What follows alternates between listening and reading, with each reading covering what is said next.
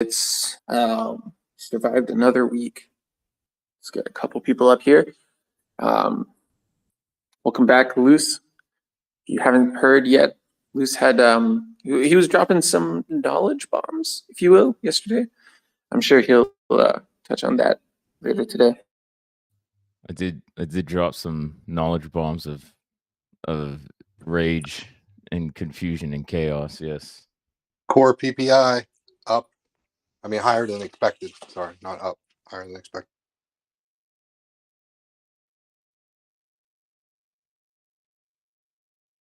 But also, great. So go ahead. Sorry, I noticed that the VIX is at its death cross. I posted on my profile that shot of it, and also what happened the last time is highlighted back in August. Went up for a few days, and then after monthly's close, I think we crashed down, or the day after monthly's close, we went up big time, but then we crashed down. So take a peek at it, do what you want with it. When the VIX is at a death cross, that's usually, I mean, when any stock is at a death cross, that's usually a bearish for it. But since it's the VIX, that would be bullish for the market still. I'm not going to worry about this dip. I think that we're green today.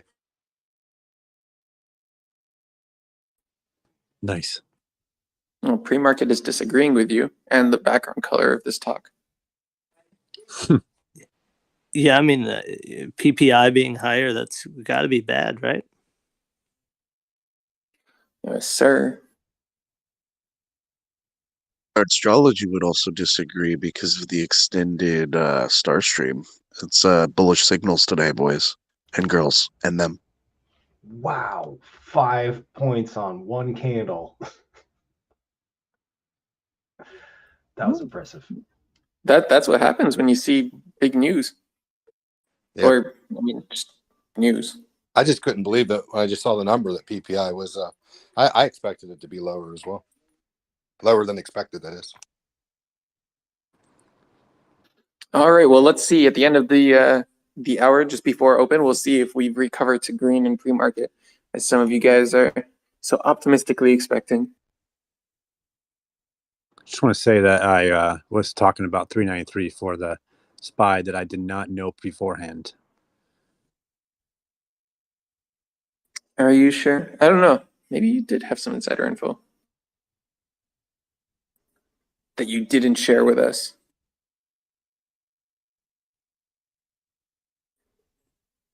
Did we already cover the death cross on the VIX? Is that what we're... Sorry, I missed the first minute. Well, actually, first I hit him with the PPI number, came in hotter than expected. That's why the market, which was like 200 points up pre-market for the Dow, was down like 150 now.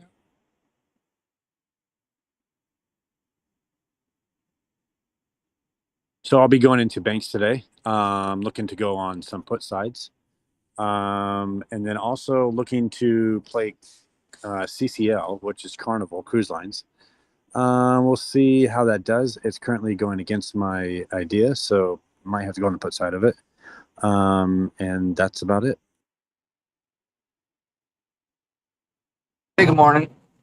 One thing that I'm going to be doing is I'm going to be selling credit spreads, call credit spreads for today, 0 dated. Going to be looking for a premium of about 4 cents per spread.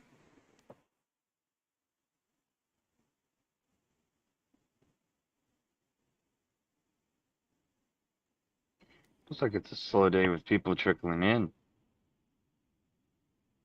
Yeah, let's get that number to 1,000 today. Yeah, Reddit took away the live bar. So, I mean, Scald can probably attest to that more. I'm not sure. How was the Confused Money episode? We had 110, which was about the average, but it's hard to find, and we had to send out an announcement that said you won't see it on the live bar anymore, and so we're having to pin each individual chat to the top of the Reddit, which I think is the exact same thing you guys are doing. Yeah, so, it's a little bit more delayed for people to get in then, but we're still here. I actually saw the post for WallStreetBets that said upcoming talks, so that was helpful. Thank you very much. Oh, no, not bad. Thanks. So, the happiest place on earth is getting a bit more expensive to visit. so that could be bullish if they get more revenue on it. Marriage. Oh, I said happiest place on earth. My bathroom? Disney, you fools. Disney. Raising ticket prices. So I guess a while back they introduced variable ticket pricing, and now that spread has gotten a bit more pricey. Magic Kingdom is going to be the most expensive park, where the cheap day is $124, and then it goes up to $189. So again, if they get more revenue out of this, it would be a bullish thing for Disney, especially for the parks. I don't know if this is going to translate to their international parks, because if it did, it could also still be a bigger deal than just the U.S. market.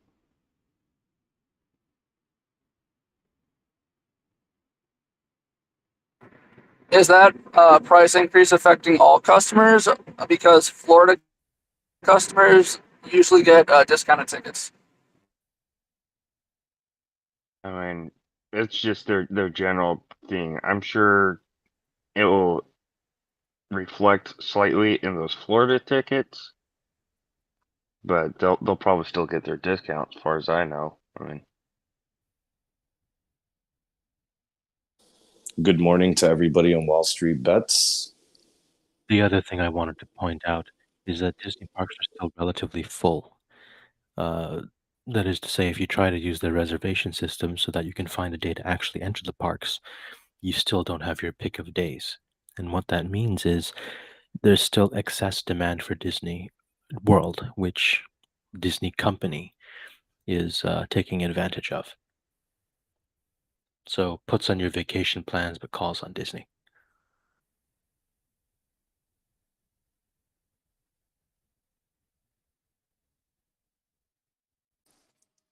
So, do you really think that Disney is going to absolutely crush it with the parks this year? They can't. Well, Disney needs to grow, right? One way to grow is to get more customers. But if the parks are operating at capacity, you can't shove more people into the parks. So the next option is to increase the average customer value. You do that by raising prices. Which, of course, could lead to a cyclical effect where by raising prices, I mean, Disney visitors, like people who go to Disneyland, I kind of think they're sort of hardcore. Like most people may only go once or twice, but their regular visitors, when they got rid of Fast Pass and did what was it, freaking Genie Plus, that was hilarious because like even my girlfriend's family, they took her to Disney multiple times and they think it's outrageously expensive. No one's arguing there. So I think that's why Disney might be focusing more back on content creation and moving towards, monetizing whatever kind of brands they can create through IP. That's what I'm looking at with Bob Iger. I want to see if he's going to actually create some new IPs. I mean, we need a new Cinderella. We need a new Snow White. Moana was a nice try. But we need... Do we, though? Yeah, we do, dude. We need an Elizabeth Holmes to be the villain in a Disney Theranos-based concept. I don't think that would fit with the target market of teenagers. Oh, come on, man. That's why they have bought up the Star Wars universe and they're expanding content in different side stories. That's why they bought up the Marvel universe, expanding content in different side stories. Yeah, but we need some new IP, man. Like, think about it. They're wasting an opportunity. Look at this stock. Isn't it neat? Can we get a clip of that, please? Yeah, let's AM. keep going. What's the next line?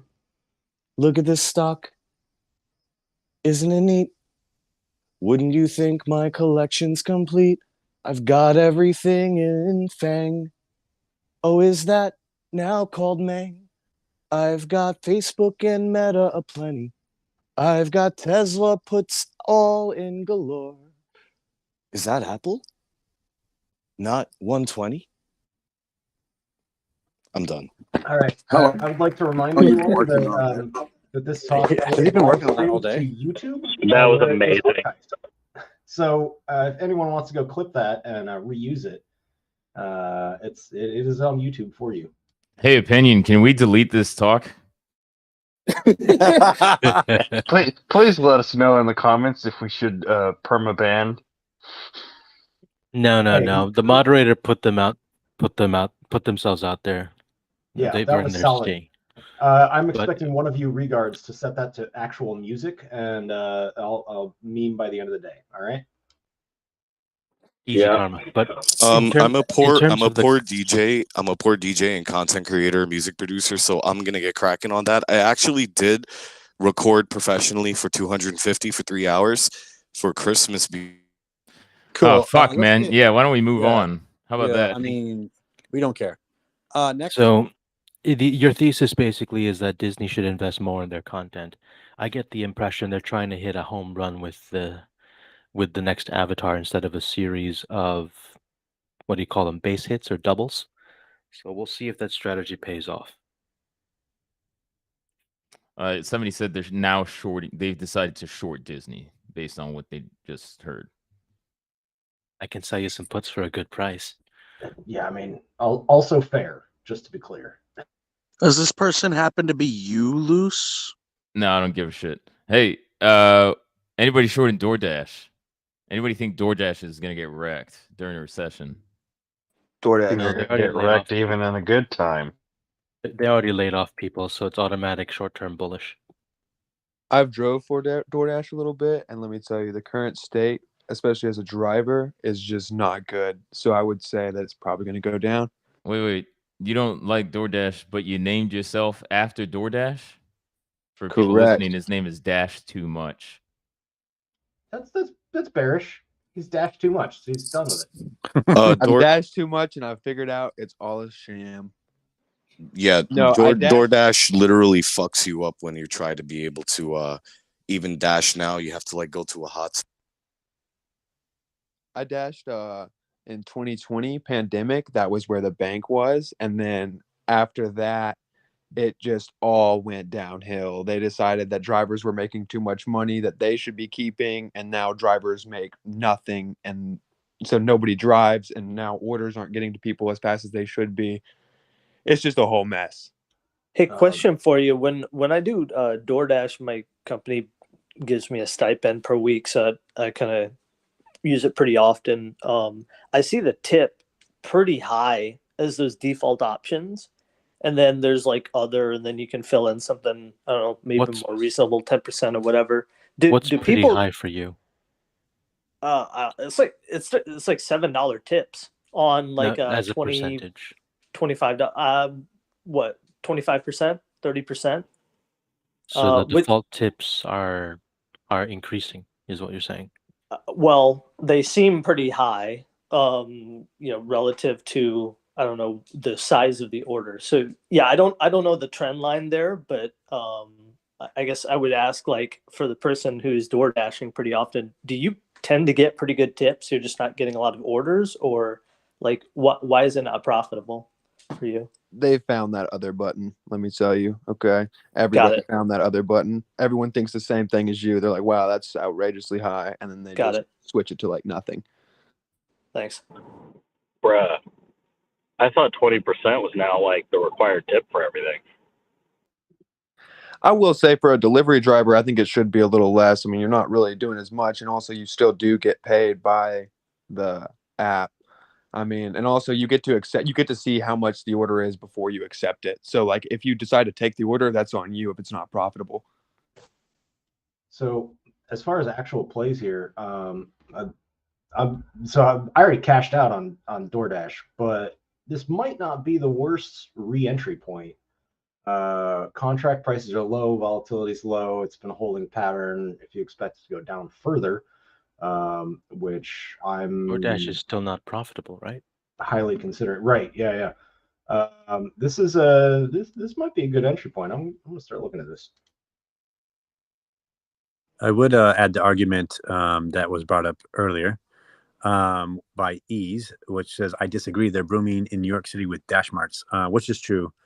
They do a lot of commerce as well as Instacart. So we should keep that in for the bull case.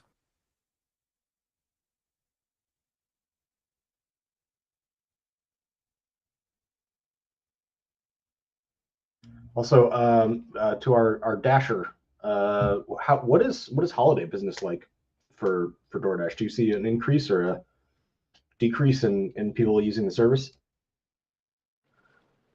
I'd say it kind of just stays about the same. I think it kind of levels out. You know, there's a little bit more for the people that do, and a lot of people stop using it because they're more with family and doing things like that. So, I mean, I think it kind of stays about the same. Fair. Thank you. Well, here's the question. What about Uber Eats during the holiday season? I have a reason why I'm asking this question, so I just want to get an answer first. Uber Eats has also been steadily increasing their prices and fees. Um, I've resorted to starting new accounts so I can refer myself and take advantage of those credits. The drivers I've talked to have complained that they're getting a much smaller percentage from Uber than they used to, like significantly reduced. Uber's keeping a lot more of it. Dollar for dollar, they're keeping the same amount. It's just that the ride costs have gone up in major cities. It's at least in New York, it's to the point where an Uber ride is about 15 to 20% more expensive than an equivalent taxi ride, except people apparently have forgotten how to do a street hail.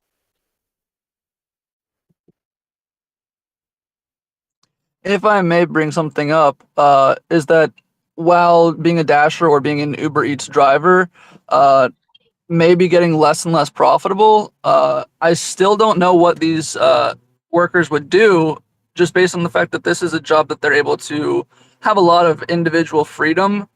So that's just one thing that should be considered in that case. Well, one thing I'll say to that is I've kept my account always open for that reason. Just, you know, if I ever do want to go out and make some extra money on the weekend or something. And here recently, the demand has been so low that, so like, you can't just start dashing at any moment unless it's busy, right? What the app declares is busy.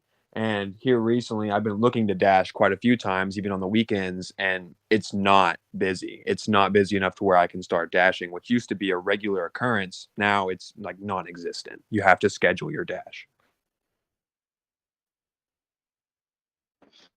All right, so kind of going back to the point of Uber Eats, anybody have the American Express Platinum card?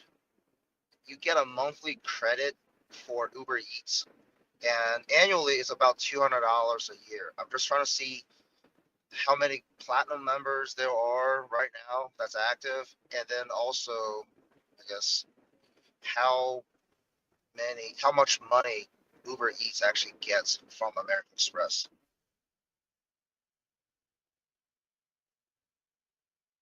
I think they're getting the full dollar amount for the Uber Eats Uber Cash benefit. Right. Well, I wonder if, like, Uber pays them like like some kind of an upfront fee just to kind of have that clientele flowing. Because I don't know who's actually benefiting more in this type of fun economy. Because I know, like, that is like a pretty big in the credit card rewards churning community, and somebody's got to lose on that part of the deal.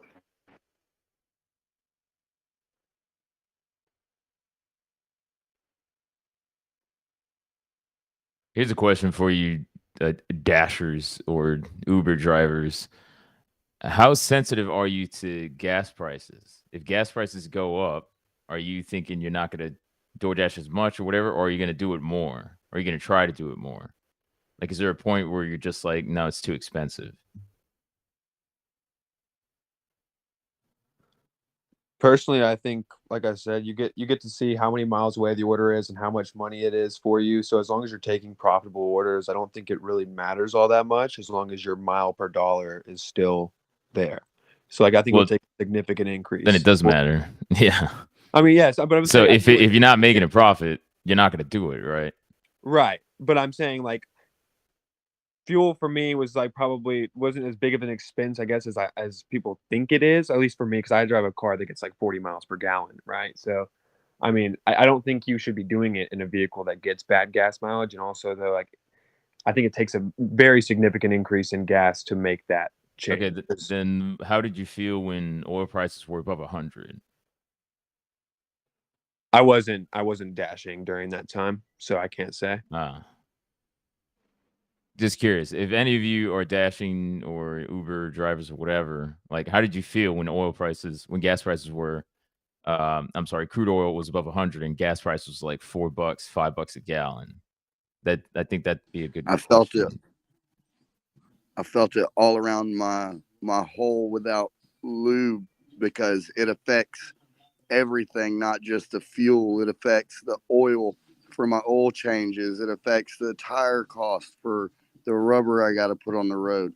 It affects so much more than just the fuel that I put in my vehicle. That insinuates that you know what it feels like with lube, by the way. So during your DoorDash trips, you had to stop to pick up lube because you were getting fucked in the ass by oil prices. Is that correct? That is correct. Well, the lube would have been more expensive too, right? If I can interject, I'm also a DoorDash driver, delivery guy. I used an electric scooter. The way DoorDash works is if you're not in a hot spot, and mind you, they try to incentivize you to go to places that are fucking way far out from where you need to be. If you're not in a hot spot, you're not even able to dash. If you are dashing, trust me, nobody leaves tips. They already know they're overspending.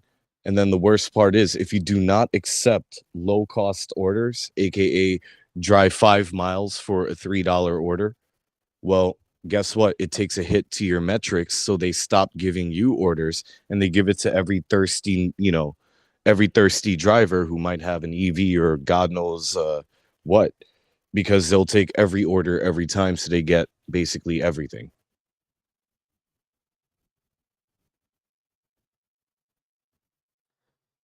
Yeah, that's been a pretty recent change, hasn't it? I don't know. I just started back dashing again like a couple months ago, and I saw that, and like my acceptance rate's 30% because it didn't used to matter, and I would always decline those bad orders. Yeah, I did the same. Like, I'm not going to take an order if I'm only making $3, but I got to go bust my ass to go do a 12th floor walk up for $3. No tip. Kidding me? I pay 12 if you want to come change the tire. Y'all got me convinced. So I'm looking at getting hopefully filled on back ratio. So short 2 of the 40 put and long 1 of the 45 put for January, collecting 6 cents a premium with a max profit around 500 for each pair. Well, each group of contracts. So, do you guys have any way to find out like the percentage of like DoorDash or Uber Eats pickup versus delivery?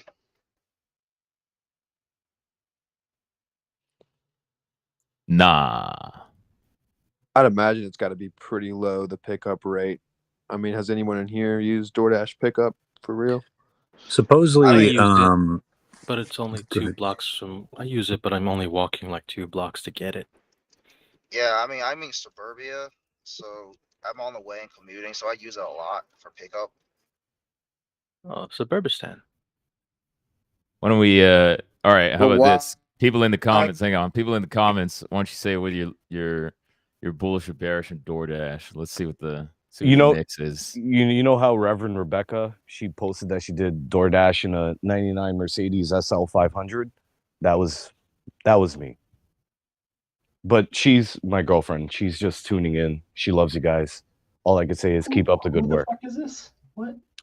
I don't know, Wait. but back to real news. The Dashers deliver under 10 minutes, and they average about 75 deliveries per day. But again, it's a new store in a corporate location. I do not believe 75 deliveries were done in a day, but unless they were working from literally 5 a.m. all the way to like 12 a.m. Yeah, I highly doubt that. And they were in a super dense city. I got a question. Why would you use DoorDash to order from anywhere other than using that that original party's ordering app to begin with? Like, why would I order a pizza through DoorDash instead of just ordering it from Domino's if I'm going to pick it up anyway? But what if you're ordering McDonald's? McDonald's doesn't have an app that's going to just deliver, so people use DoorDash to deliver. No, we're talking about Dash for pickup. So, like, why would I use DoorDash to order McDonald's and then let them know that I'm going to pick it up? I'm pretty sure that DoorDash Because they charges a pre-make fee. it for you, and then when you arrive, it's already there. That's why. No, So you're not waiting on your food. Isn't that just a call-in order, like takeout? Essentially, yeah. At that point. So when why the is fuck the would you go to DoorDash? when is the last time you ever called into McDonald's and said, "Hey guys, I'd like to place an order"? Wait, why is I McDonald's use the their place to app. go for DoorDash? Like I use McDonald's app directly. I'll use Papa John's app directly. I don't have Okay, to so go I to think we've done DoorDash. enough. DoorDash is to your door, right? We've covered food delivery enough, I think. Anyone have plays specifically? Yeah. I found a really crappy REIT. The ticker symbol is EPR. Edgar, Peter, Rick, EPR. These guys basically almost went bankrupt overnight when COVID lockdowns happened. The reason why is they own the leases for a bunch of J.C. Penney's, Macy's, and movie theaters. Some pretty shitty residential to own, or commercial property to own. They've been working really hard over the last year and a half to try to rebalance their books and get exposure to some other markets besides like commercial experiences. But that was originally what they were founded to do. So like restaurants that have like stage shows in them or like movie theaters, stuff like that. That's what this REIT owns. And I just don't know if they've turned it around fast enough. And so I'm looking at a short play on these guys. They also do have a high dividend, and so I'm still in my search for the worst REIT on the market, but this is a contender in my opinion. Salt Farmer has something to bring to people's attention, if that's okay. You speak up in the mic, please. There we go. So, over the past couple weeks, like I've been bringing like pharmaceutical stocks to you guys occasionally. One of them was 4-dimensional molecular therapeutics. That boy popped up pretty hard. Before market yesterday, I talked to you guys about Pharvaris. They're creating a more tolerable intervention for hereditary angioedema. I posted some stuff about that in the comments for this. This is going to be an orphan drug. Orphan drugs are they make a shitload of money because not a lot of people suffer from it. And the current treatment for hereditary angioedema is through injections and a bunch of other painful processes that suck. But this Pharvaris company, PHVS, they've created a pill that is going through in the Netherlands. They've gone through their trials. Some trials are pending for the States right now, but pre-market it was between $2 to $4, popped up to 11 just on that news after I mentioned it to you guys. So this could be something similar to 4-dimensional molecular therapeutics, where I called it out around $10, $11 and it popped up to 20 something. So there's still potential for growth for that. Just wanted to mention that there's no options available that I see on my broker, but I think somebody mentioned something about it yesterday, being OTC. So yeah, Pharvaris. I'm just going to point out that the low recently last week was $1.77. It's a penny stock, and then now it's trading at $11.46. So you're saying it goes from $1.77 and it goes up like 600%, and it's still a buy? It could be, because anything could be. I'm mentioning this in the same light as the other stock that I mentioned, where it was around 11 and it popped up to 26, even higher than that. So it's not a pump if it's an orphan drug. Orphan drugs make shitloads of money. So this could be phase 2 data was announced, right? Yeah. So that's generally a small sample size. I understand how that works, but yeah. So phase 2 doesn't mean anything. Not really. Phase 2 has meant something like already for this company, and also the company that I just mentioned, where they both pop the fuck off Yeah, sure, but phase 2, you're still 50-50 chance for I this understand. drug. I understand how that So, works, but I know you understand. I'm telling it's everybody else. okay. So, like, Let's this say isn't like oh yeah, it's a good play because this other one stock popped. This is what happens. I used to trade. That's how I started off. I was trading biotech stocks. I know how it goes, but you're getting out at this point because it typically goes back down. Oh, I did because I'm a paper hands bitch for sure. But I'm mentioning this for other people that might have greater testicular fortitude, because this is something that I think has the same potential as 4DMT, where other people come in late to the news and they see this could have potential, and then you could profit off of the increased price for that. I'm going to stay along on a couple of other things, but not this. But this would be one for, like I said, other people that might be more ballsy. It could work pretty well. Hey, Humble, How about I think you might be. I followed your 4D molecular therapeutics, and I think you're the guy that also had Cytomax. That was a great one. Yeah. But I think you might be a little late on this one. I mean, it was a little late to bring it up. Okay, I mean, I brought it up yesterday, and my account's not late on it, but I'm saying it could potentially pop up some more, just pending some other developments and stuff like that in the future. But like I said, orphan drugs. Excuse me, for people that don't know that, they're basically drugs that affect usually less than 200,000 people, and the government gives you shitloads of money, and you make shitloads of money generally off of selling drugs like that. So this is why I'm bringing it up.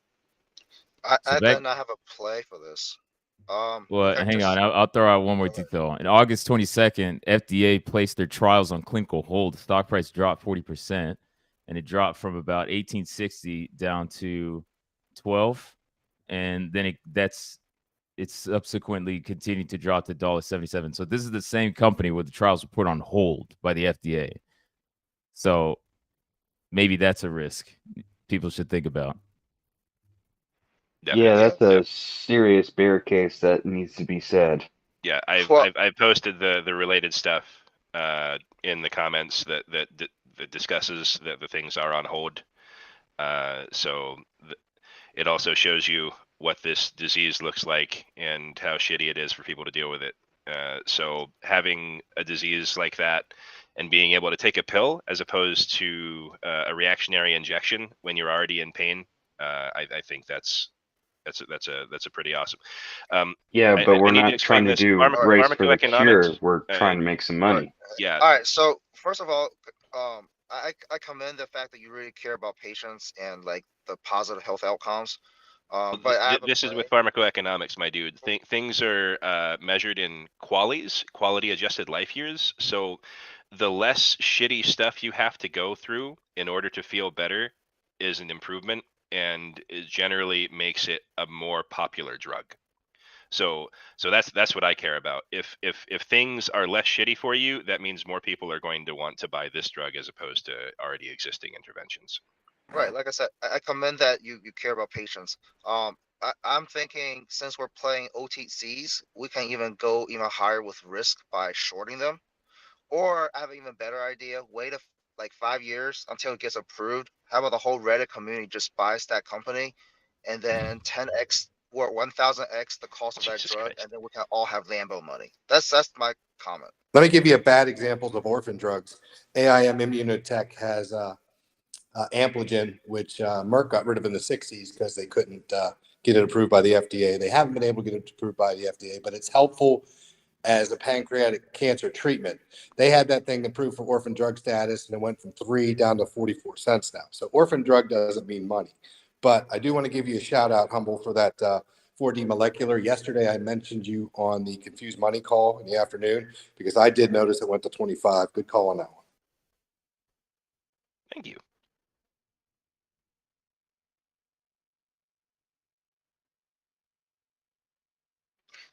So can we talk about Nintendo briefly? I have a question for Luce, since he seems to be Luce has like the biggest DD for Nintendo. Yeah, it's all my DD, man. Luce is Nintendo. So I'm trying to initiate some kind of a financial research on Nintendo, specifically Animal Crossing, because I'm trying to compare the revenue of Animal Crossing on the Nintendo platform, like the Nintendo gaming systems, versus the iPhone or the iOS or like the mobile gaming. I just want to see which makes more money. I don't know if you have or know there's a place to look It's for a that. little too far down the rabbit hole for me, Alice. I mean, what's the end game? Like, what are you hoping to find with that? I'm just trying to have a general idea of like where this collectible market's gonna go and who's gonna end up benefiting, like the creators or the app stores.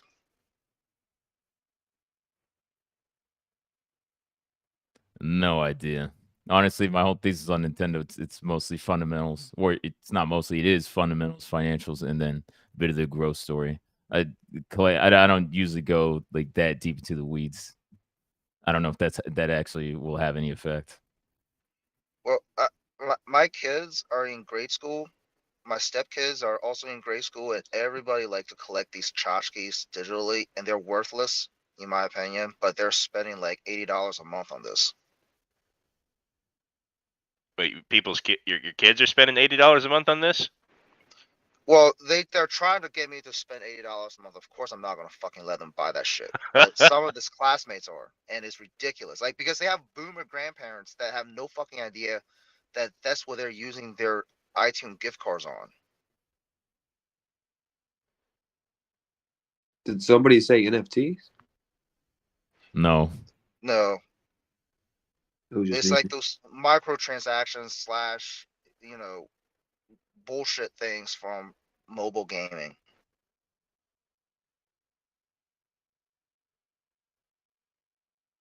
Did your kids find your credit card again? No, no. I limit them to like $1 a year. All right. Good morning. I just want to throw a little pharmaceutical play in there since we were on that topic. It's a wild one, so be warned. Sava. I don't know if I'm sure some of you guys are aware of it. Oh, SAVA. God damn it. So, I mean, they're expecting to report some kind of results from their phase 2 at the end of this month, I think, and the stock usually pumps into that. What was ticker? SAVA, Cassava Sciences. You missed around on that by about 2 years from $5 to $125. And they're currently in the phase 3 right now. So it could be a monster drug if it really goes to market. It's literally the case for every biotech company. It could be a monster drug. What is the actual drug they're developing? It's Alzheimer's, for Alzheimer's, which, you know, like the holy grail of fucking medication. I understand. People are trying to find a way to stop proteins from accumulating on parts of your brain, basically. So, can you post shit related to their studies for this, please? I'm actually I'm not shorting this stock because it's too expensive to short it. Yeah, it's very expensive to buy calls or puts. Either way, it's an expensive, a lot of premium in there. Hey, just do a synthetic short or a short combo. That's not worth my time, man. You're right though. Time. It's the same thing. It's you're gonna short stock, you still gotta take time on it. Short combo or synthetic short, you sell a call, you buy a put. That's it. Right. And then you typically get paid to do that. So I should say it's not worth my buying power. Like I'm not waiting for that one. Probably not. it'd be the same as shorting the stock outright. Right. No, so all right. I mean, there are ways to short it. I'm saying it's the same as any other stock, I guess. Yeah, no, okay, listen. That was a joke. We're done. Anything else about Saba? What? I don't think that guy was joking. No, my joke about like I'm All not right, shorting all this right. 'cause it's too Okay, fucking yeah. expensive. What else we got? Because everyone else is already shorting it. Anybody else want to pump some biotech stock that could be a monster drug? I brought up the whole exchange here yesterday about this thing taking off during the pre-recession, so I think it's just a good idea to keep yourself on the ETF. I'm sorry, what was that? What's the ETF? The ETF, I can't remember what is that? The LABU we were talking about as being a favorite and such. The two of them.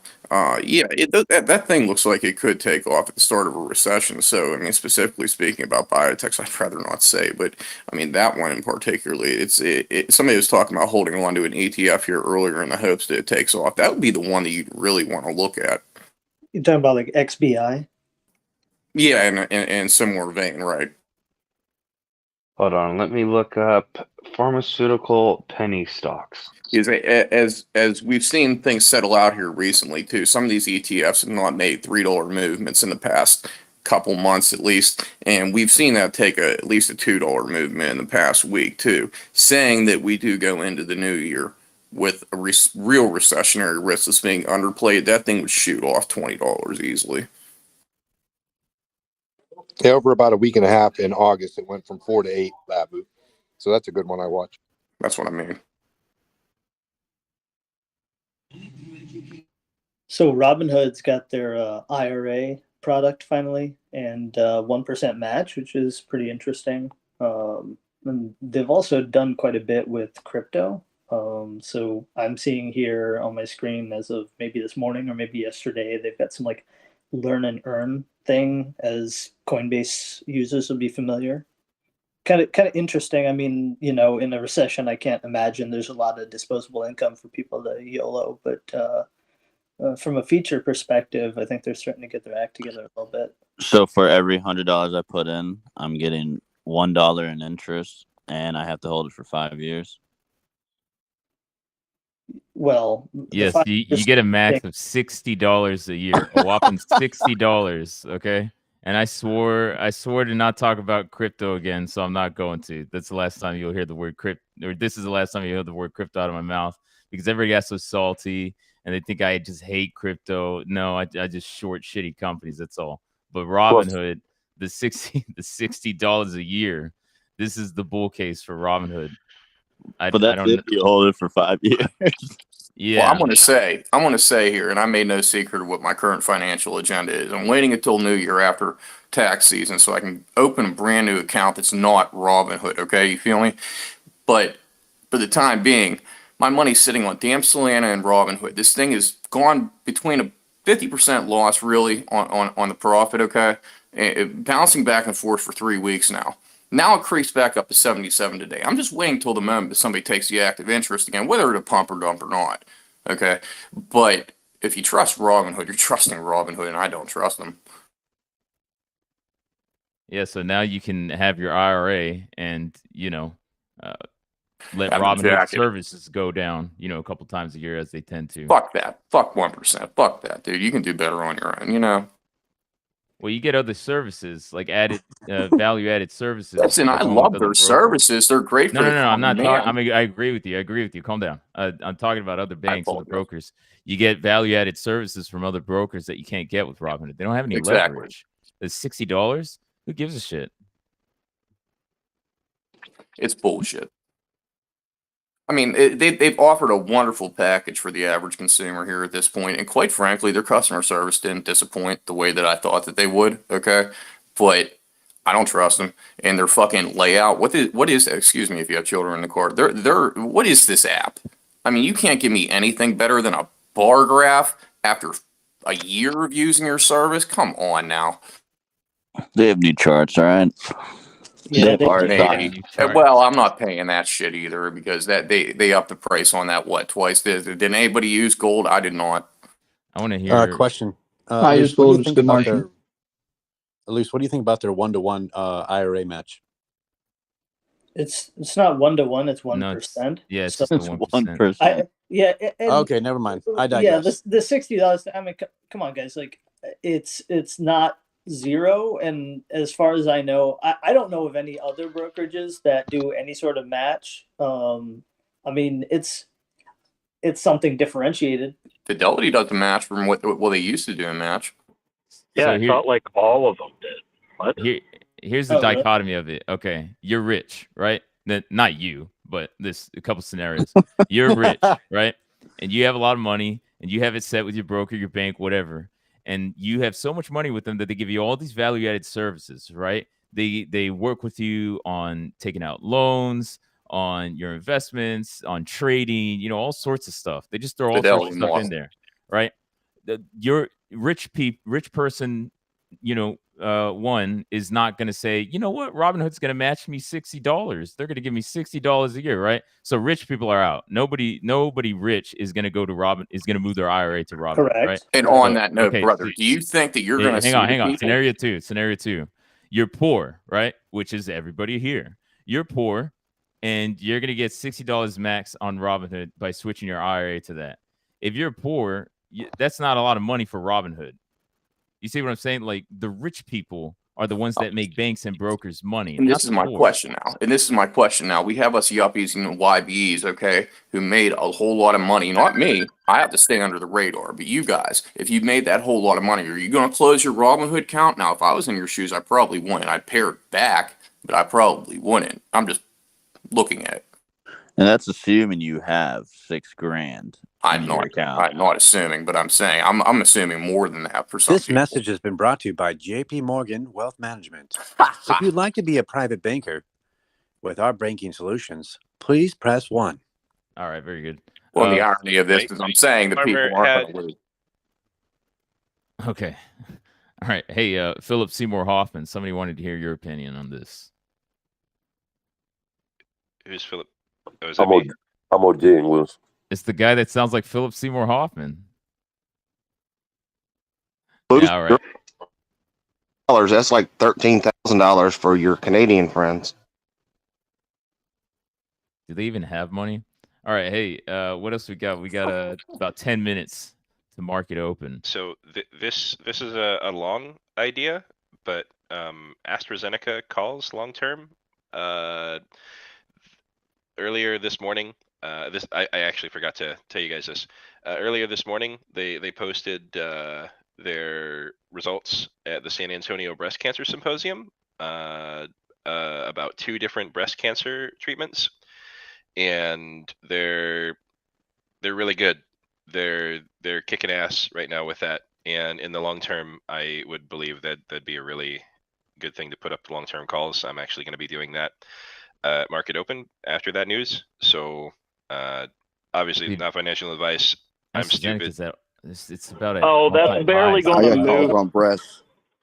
That's barely going to move the needle on a company AstraZeneca size, buddy. He should have I been know they're here. big boys, but I'm He should have been here like 6 years ago on WallStreetBets when we were betting on TPIV, Tapimmune, when they had a breast cancer vaccine and were a penny stock and they went to the freaking moon. Oh wow.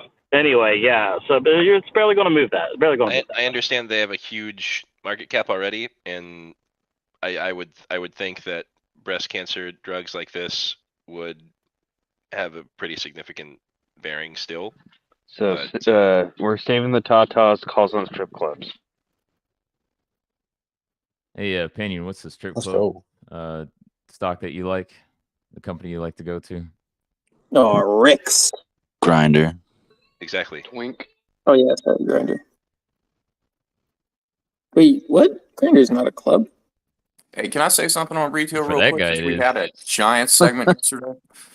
Yo, for real, this play on Lulu last night was insane. I mean, like the fact that actually held there. I mean, I'm sure the math is straight, but it's cool, right? Torrid just dropped another 40%. If somebody wanted to capitulate on sales, because you know they manipulate Torrid pretty badly, anyways. I mean, you could easily take advantage of that, don't you guys think? In the more experienced realms. I'm sorry. Did you say Lululemon staying right there? Lululemon. Well, did no, not I don't think it's going to stay right there. It's definitely going to. No, I did not fucking say that. I did never say that. I would never say that to you guys in the world. Don't sideline anything. All right, calm down. Calm down, Seymour. Okay, wait. Is there a play on Lulu, or are you just saying, "Oh my God, look at Lulu's price action"? Yeah, I'm saying look at Curve's price action this morning. They're prepping that for something. Curve, Torrid. What's the ticker? CURV. Charlie.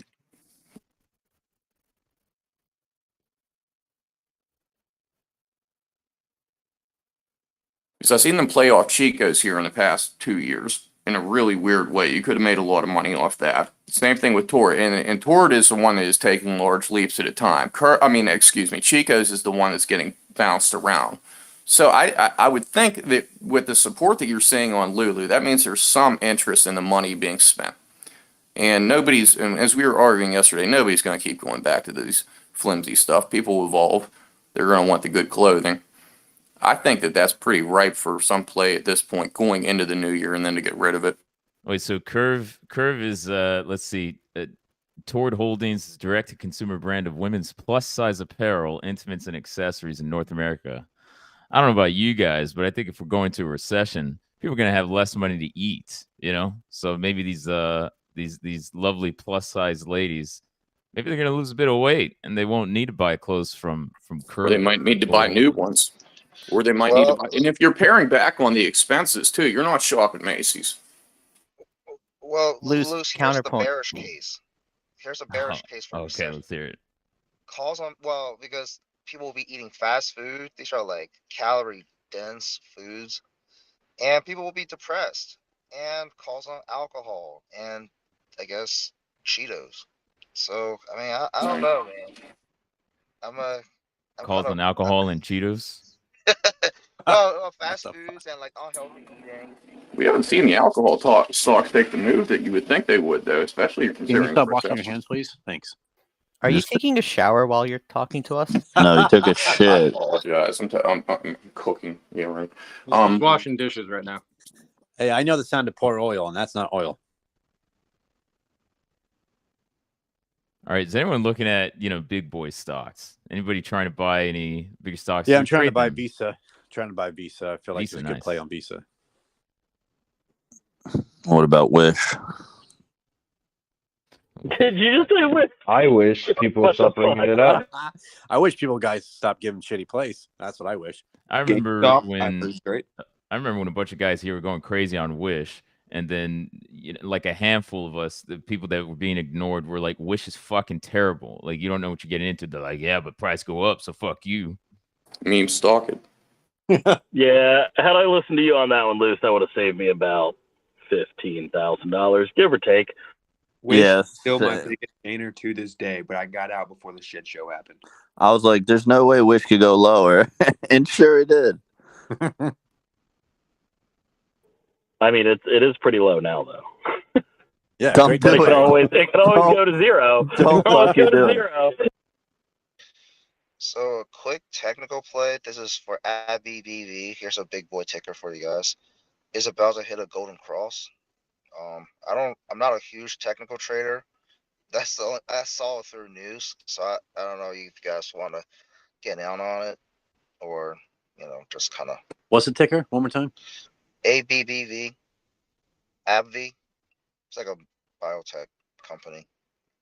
Yeah, they're like one of the big biotech companies, not this, like stage 2. We only have one drug company, so they've been around for a long time. Reputable company.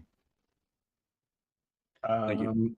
As for big boy stocks, I'm looking at Restoration Hardware. They just had earnings yesterday. No appreciable move despite a beat. Neutral play like usual.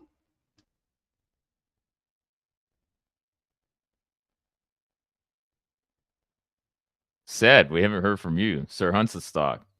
You guys got any plays? I, at the moment, what have I been doing? I've been buying some RBOT, dollar cost averaging down. Been selling some calls on Liquidia. Been a little dormant lately. Been busy working.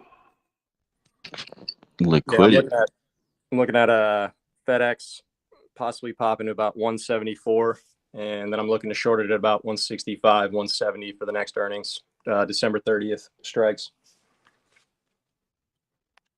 Also, CSX 30 strike, 3 months out. Puts. CSX is the rail company. Yes, sir. Thomas the Train Engine. Choo-choo. I think MVev, I don't know if you're here, he's talking about JB Hunt and a lot of these trucking rail companies, they've been on a tear the past couple of years. Oh, dude, And they're thinking, way overvalued. yeah, and they are cyclical. So, cyclical stocks, they tend to come back down at some point and kind of moderate. And the saying with cyclical stocks is you don't buy them when their multiples are attractive, when they're, P's are low, stuff like that. You buy them when their multiples are bad, because that reflects basically the bottom for those companies, and they're not making money. And then at some point, cyclicality is going to turn in their favor. So JB Hunt seems to be one of those stocks. CSX, I assume it's the same. So if you're wondering about that cyclicality, especially if we go into a recession and we get a drop in demand, then yeah, those stocks, they might take a bit of a hit. Let's just say on a daily basis, I get about 15 calls from trucking companies trying to get me to see their new and improved rates that they've dropped for the, I don't know, like 20th week in a row. I have calls on BBW. Earnings was really well. People are still shopping in malls. I think we need to get opinions on Lulu, but we need to get, primary source opinions. So, ladies, if any of you are here and perhaps you're in Lulu attire right now, doesn't matter. You don't have to tell us. Maybe if you want to raise your hand and tell us what you think of Lulu, how they're going to do during the recession. You're going to keep buying their clothes? We want to know. For science. What about MongoDB? This is ran up 50 points. One of the young ladies last night said that Lululemon, the leggings are $150 a pop. So, as a guy who shops at Lululemon for their dress pants / golf pants, those are ranging over $100. I'll still be buying them. Speaking of Lululemon, I hope you guys are ready for another gangbang time talk, because that's happening later today.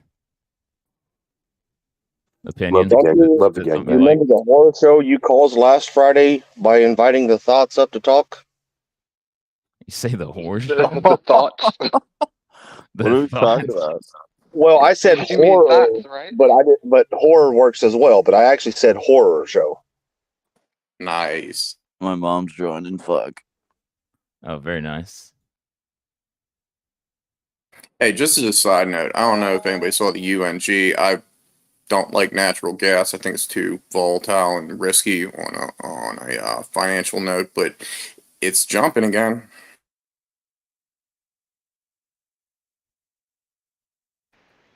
Hey, Everybody trading SPY today. hey, Luce, I got a question for you about Novo Nordisk. Have you been reading about their weight loss drugs? I was actually just talking to a friend about that. And she's rich, so she very much wants that drug, because all rich people want the easy weight loss drugs. And she was telling me, like, it's kind of a fad, or not a fad, but it's we'll say it's all the rage right now. Yeah, Those because stock, I think it's them, and I forgot what other company. Maybe it's Eli Lilly, and the stock price has been on a tear. So I'm wondering if it's already priced in, or if there's like a lot more room to go. But I'm tracking it. because it's really supposed to be for like diabetes drugs. Market open. Actually, funny enough, my current wife's ex-husband is a sales rep at NVO, and that guy looks like Steve Jobs when he's like a fucking terminal pancreatic cancer patient. And they use that shit. Like, so I guess it works, but Jesus fucking Christ, like I can't believe that fucking drug is making a shit ton of money. They're selling out right now.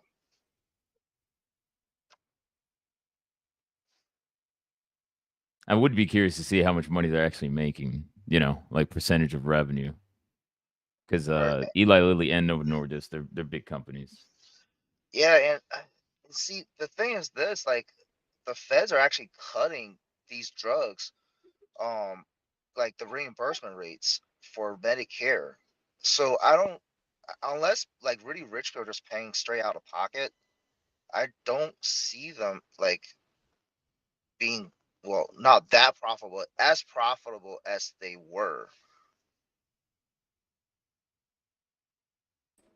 Netflix moving on analyst upgrade. Probably see it pull back if the market still shit the bed on PPI.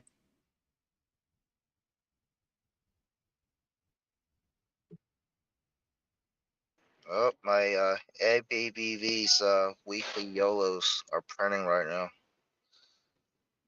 167.5 calls. AT&T's dropping here. Yeah, I'm kind of sad, but I'm also selling some calls on them. So Nice. Bed Bath and Beyond down 3% at open, surprising nobody.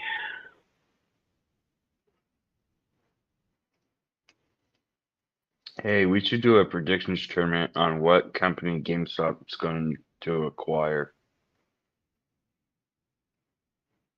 wait, for real? Well, what are your guesses? I know someone threw out Newegg. I know, shoot, we talked about it for months about how GameStop might acquire Bed Bath and Beyond. Dude, I hope it's neither of those. Newegg is their business is decaying and they're not making any money. I wouldn't want GameStop to buy a business that's going down. Even if they had a relatively loyal customer base that that GameStop could tap. You can get that from another business. Yeah. Why would What's you go another for some, business? like a lesser? I don't know, but there are so many businesses. Like I don't have a list for GameStop, but I'm just saying I know Not for Newegg GameStop, for is their tech, business is going down. for tech e-commerce companies.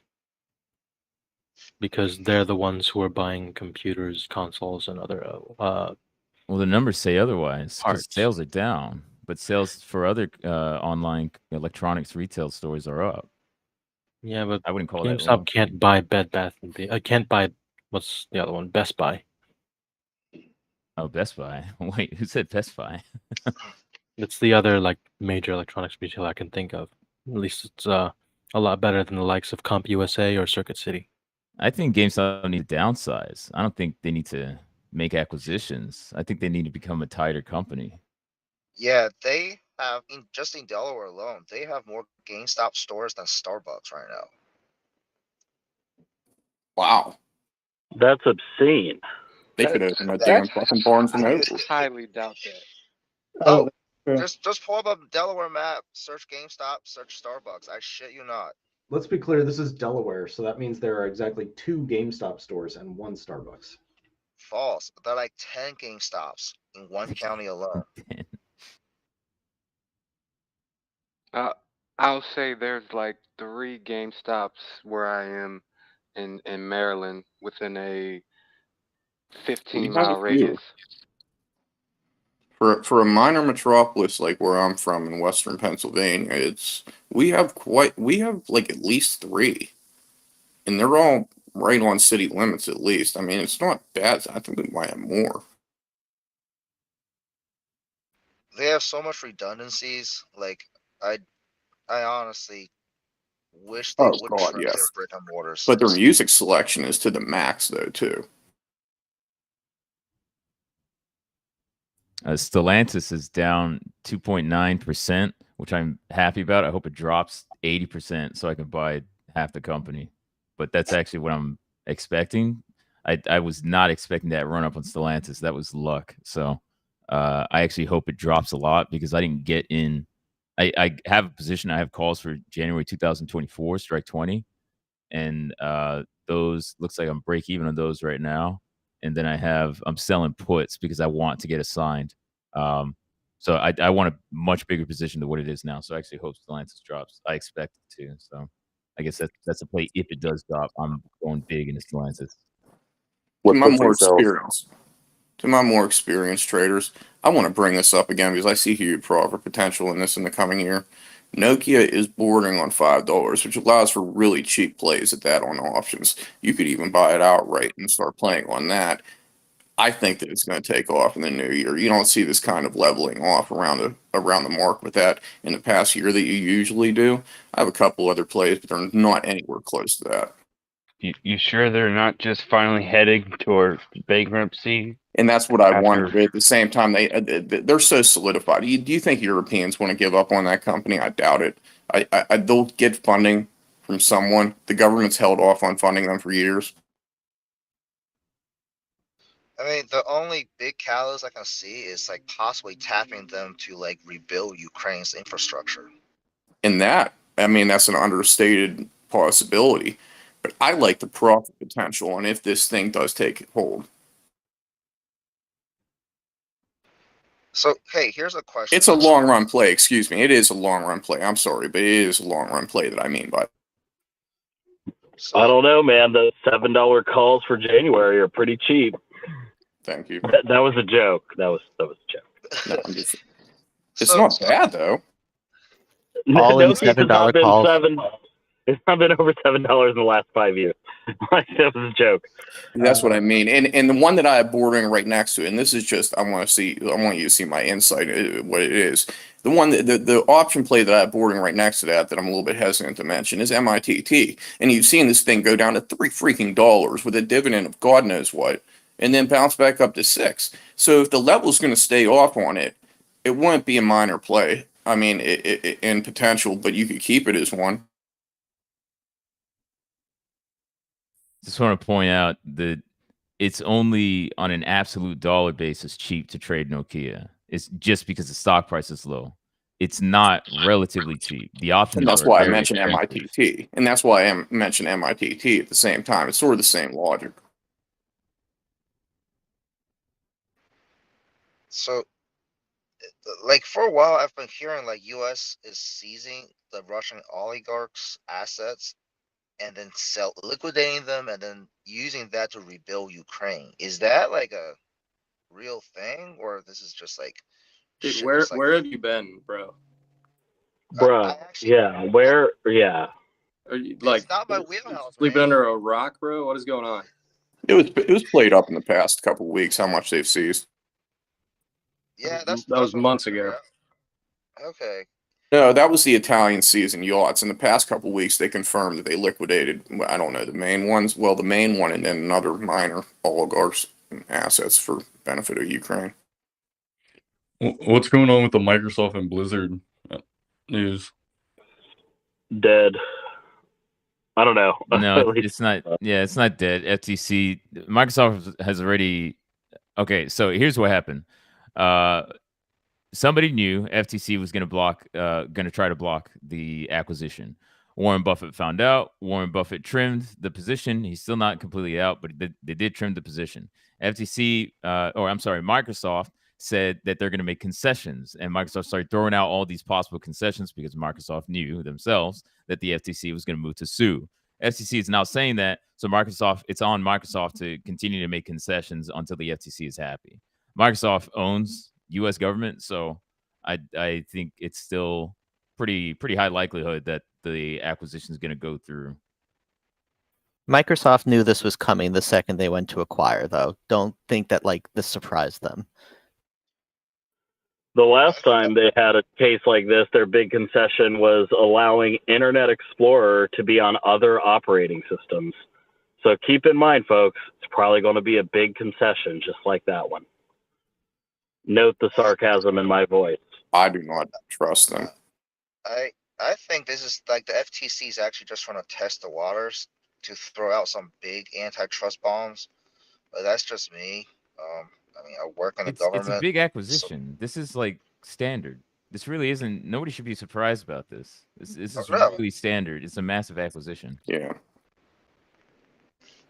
I just feel like you never hear about it when Amazon's acquiring Whole Foods or any of these other things, but then as soon as Microsoft or Tesla tries to do anything, or No, that was all Elon, over the news. Amazon acquiring Whole Foods. That was definitely something being challenged.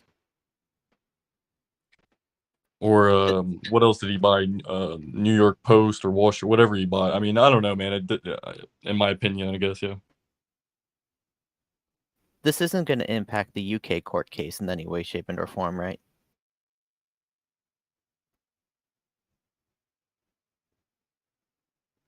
I mean, this is the FTC, so no. I mean, indirectly it could. and Microsoft will have to do what they need to do with the UK. But like those are almost like separate issues entirely. Yeah, so it just because the UK case was also something that potentially could hinder the deal, so it's just adding an extra thing that can hinder the deal, essentially, right? That's its own separate thing.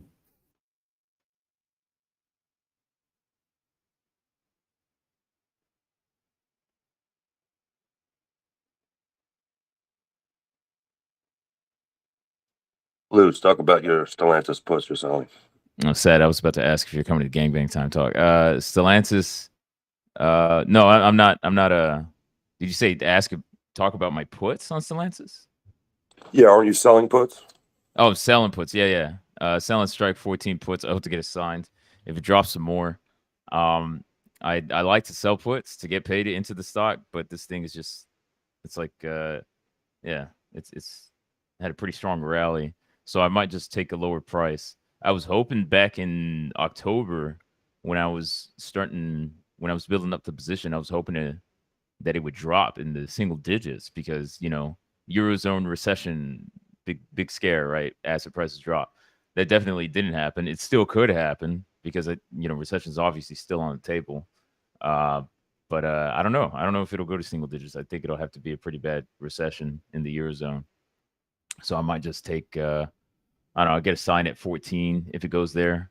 And then maybe I'll just buy some more at 12 and I'll start loading up on calls. I already have a bunch of calls for January 2024. Me But too. I I'm don't up want to. huge. Yeah, I don't want to sell puts and continue to miss out on the stock. I'd rather just own the stock and collect a dividend. Understood. Thank you for sharing. Yes, I will be gangbanging today. Very nice. I just opened up selling the MongoDB 210 calls with protection with the have 215 calls as protection. Always use protection. Oh yeah, someone asked about them earlier. Unless it's a gangbang. The reason they're up is when they had earnings, they have a projection for something like 20 million more than this time. So they beat even though they lost money, and then their projection for next quarter is up. Yeah, I just think the stock ran too much and then passing it should get a little retracement.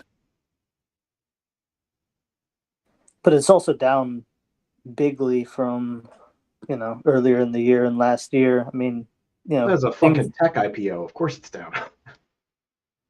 Well, I don't know about an IPO. It's been public for a long time, like more than 5 years. So don't know about that. Yeah, and I'm also working on further deterioration in tech. Yeah, I mean, I've used Mongo like for personal projects plenty of times. It's pretty easy to use, but from an enterprise perspective, I don't know if it's like very expensive versus some other options. But certainly, as a large document database solution, relative to what you might have to buy through Microsoft or others, maybe medium-sized businesses looking to scale out inexpensively, might be a reason why they'd go Mongo as opposed to another, large data storage provider. Because everybody, I mean, recession or not, you still have to hang on to your data.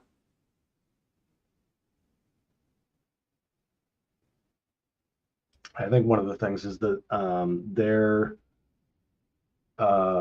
as far as document-based storage, like document-based databases go, they're getting their butt handed to them by Apache's Kafka, I think. No. No. No, Kafka is a messaging architecture for asynchronous. Cassandra. Cassandra, yeah. Okay. Kama Sutra? Right. Anyway, so there's a competing technology that companies are using instead of MongoDB, and therefore they're not buying as much of MongoDB's services.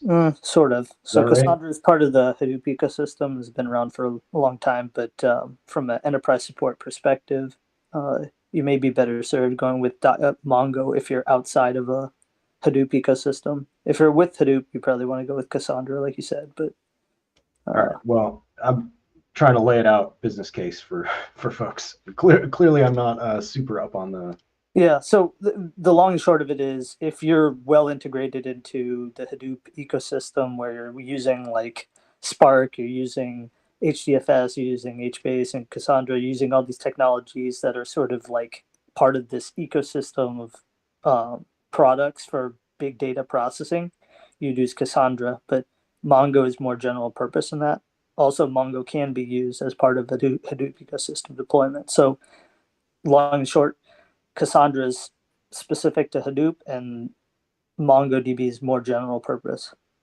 And I think the cost differentials are important there because Mongo you can kind of plug and play with even like some startup project that you're working on. Like I use Mongo all the time for personal projects, like I said, just because it's easy to store JSON objects there and read and write them. But Do you for your personal projects, do you hire MongoDB support?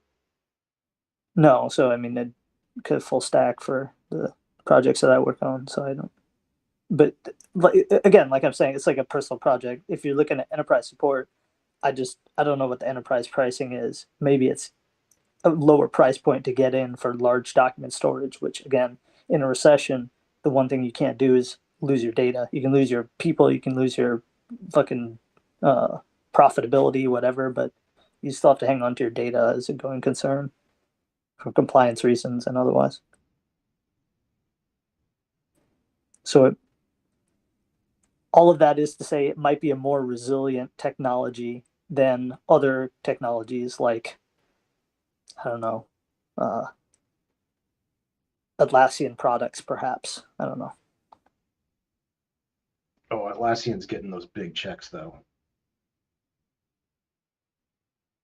Yeah, I mean, I think they rely on like multiple products being purchased by a company. And so somebody might like opt away from Jira to like Asana, for example, you know, and just reduce their footprint with Atlassian. That's probably not the best technology provider, honestly, if I think of some other one that's like maybe more marginal. I mean, in my experience, the worse that the actual technology is, the better their stock performs. Like Luce is a big fan of Palo Alto, and man, their actual products day-to-day usage, no bueno. Those guys are everywhere. Yeah, government loves them. Yeah, Palo They're Alto's so pretty locked good. in. Yeah, and people were talking about Zscaler and CrowdStrike, and those were terribly overvalued. And analysts, the whole belief was like they're going to take market share, and Palo Alto's it's a big game in town, so they're like they're going to take market share of Palo Alto. CrowdStrike and Zscaler announced earnings. They're like we're not doing as well as we thought. And Palo Alto's like the price is flat as those other companies are tanking. Yeah. And those are different technologies too, right? Palo Alto is a VPN, and CrowdStrike is like DOS and sort of threat protection. So it's like not competing, complementary products in the cybersecurity area. But I think VPNs have really strong stickiness. It's like this, like plumbing, you know. Once you've got a VPN, there's very little reason to trade away other than maybe cost, and then it's probably too much of a pain to even bother. So, yeah, Palo Alto seems quite sticky, and a product that I think would be very recession resilient. I think of all the security products that are out there, probably VPNs are one of the strongest in terms of usability and like security. I had a question on a VPN, like with the iPhone They do a bit VPN. more than VPN, by the way. But yeah, I agree with you. Does the VPN work for cellular data, or is that a VPN only helps with like Wi-Fi or like that? You can use a VPN for cellular, but I think a lot of times people don't bother because the cellular connection is kind of it's specific to the device. I started to recently, actually. I had so much interference with my phones here in the past month and a half that actually improved them until it got shut down. And I don't really know what goes on with the technology like some people do. My point is I've recently bought the NordVPN service for like $12 a month, and Apple has it so you can integrate it into their phone. And when I have it on at all times, but it only appears VPN at the top saying that it's on when I'm on Wi-Fi. If I go to cellular data, it doesn't show that like my VPN is active. So Yeah, there would be a setting in there to enable on Wi-Fi and like only on Wi-Fi, because like I said, cellular connections are dedicated to the device. The risk with like Wi-Fi is that there can be other devices that can connect to the network and then snoop on your packets if they have, you know, some malicious kind of intent, right? So when you're using cellular, it's like one satellite and your device, or I guess multiple satellites depending on how many you're connecting to. So you don't really need a VPN when you're not on cellular, is what I'm saying. Well, yeah, that's definitely why I wanted to get it with my internet. I'm working at home, and also though, in Florida, war driving is real big. People, I guess that industry, you know, going around checking Wi-Fi's like that is big. But another thing on the VPN, is it even like iPhone? Like, is it even worth it? Like $12 a month? Is it even worth it? Well, you should be able to find a lot of deals because it's such a competitive like space in the retail context. So like you should be able to get it for like near as free for your first like year or two. Okay, and what's the point of like the double VPN or whatever, the double connection? Serious work. I don't even know what that is. Okay. Change the subject with a question. I was just curious what people might use to hold their cash short term. Is there some sort of ETF that people use, or what are some of the strategies? Solana. U.S. Treasury bonds. How much are we talking about? Like, I use my mattress still. So smart, wealthy people, if you like, say you need to pay, which isn't any of us, of course. Say you need to pay taxes, right? And you're one of those types that you choose to pay your taxes at the end of the year. You might put that money into like a CD, or maybe if you can get into short-term bonds, that's probably a good idea. Because those are on fire right now. The yields are super high. So that's what you could do with your cash if you have money. If you don't have money, you know, go to Robinhood and get your $60 for your IRA. And that's like a joke. Don't a give your IRA to short-term, anyone. like a short-term floating bond ETF. You can go to Dave and get your $500 from them as well.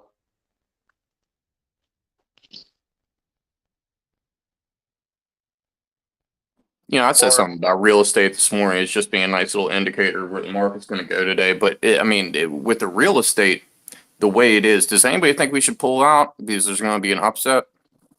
No, Grant Cardone told me yesterday on Twitter to buy 20 properties. Don't buy 2. So he said properties are only getting valuable. He said they're like hot women. You know, everybody It doesn't wants to be the hot necessarily girl. reflect in the stock market at the same time, though.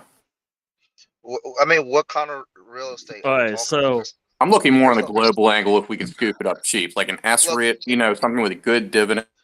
if you can buy cemetery real estate, that is like prime real estate. Where can you get that at? My God. All right. So, firstly, Grant Cardone selling the thing that he literally makes his entire living selling. That's not financial advice. That's him doing his job. Secondly, I had to jump on my laptop. Saying Palo Alto is a VPN is probably one of the dumbest hot takes I've heard on Wall Street Bets in the year of these talks. That's like saying that NASA in the 70s was like making suits. No, they were going to the moon, buddy. Like space suits were a side part of that.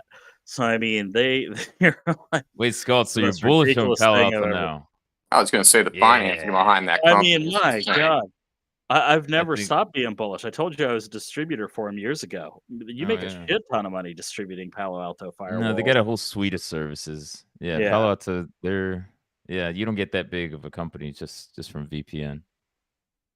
Yeah, absolutely. No, they make virtual firewalls, all kinds of licensing services. Everything from rack mountables to endpoint deployment security.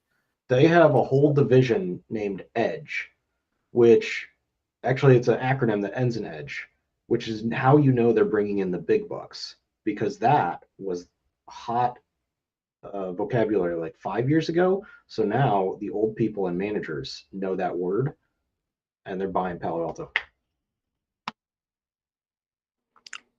So we went to the moon. No, dude, didn't you see what is that FX show where they explain this all about the president and two alien races? I'm really just wondering why, if we already went to the moon in the 70s, why we are still sending dummies in the rockets today. Well, they want to retest it now. They want to it's a good retest it the question. next time. That's Yeah, a it's very good harsh question thing to because say about astronauts. we did go to the moon. Yeah, they're you not know, sending at one you point. to the moon. They're sending astronauts to the moon. No, we did go to the moon at one point. Hang on, We've seen those interviews where whenever Buzz. We did go to shut the fuck up, Zealous. We did go to the moon at one point, right? And everybody was happy, and everybody's like, "Look at that, we're going to the moon," and it was a really great time. And then we came back from the moon, and a lot of people were like, "Hey, that was really great, wasn't it?" It's like, yeah, that was a lovely trip to the moon, yeah. And like, okay, well, let's not send any more rockets to the moon, right? Let's just find other places to go. And then some people were like, we still want to go to the moon, and we're going to keep sending rockets, and we're gonna send weekly rockets to the moon, and we're gonna send monthly rockets, and then we're gonna DRS our rockets. And then they just kept wanting to go to the moon, but it just never happened. And a lot of us are just like, look, we went to the moon, it was great. Maybe it happens again. Maybe it doesn't. And that's fine. It was a Rockets don't one-time work in thing. It was space. great. I just came here to say Palo Alto has great VPNs, and I'm bullish. Bullish on VPN stocks. I came here to say one thing and one thing only. I'll see you guys later at the gangbang. Hey, I'll see you at the gangbang. All right, let's talk about serious stock, guys. SCI, Service Corporation International. Does anybody have any holding in that ticker? Sweet. I literally thought he was going to bring up like Sirius, SIRI. No, it's a serious topic, guys. It's about cemeteries, funeral homes, and disposing of human corpses. Are we gonna expect more deaths in the coming years, especially when the boomers started to? Sounds like pass on to the the Jordan afterlife? Belfort pitch for Aerospace International. Cutting edge technology. I'm saying, Well, go ahead. I'm looking at a long position on them, man, because like I didn't make as much money as I thought I would during the pandemic on them, because back then FEMA was giving money for funeral services if you died of COVID. What's the ticker again? SCI, Service Corporation International. It's just one of many like funeral home related stocks. Now, is this the one that was being propped up during the Chicago nightmare? That I am not sure. Wait, how would a Are they company that awaiting, makes money? imminent patent approval? Wait, Rad, you mean like how does people make money on what? No. Oh, Sir Hunter Stock was talking, so I stopped.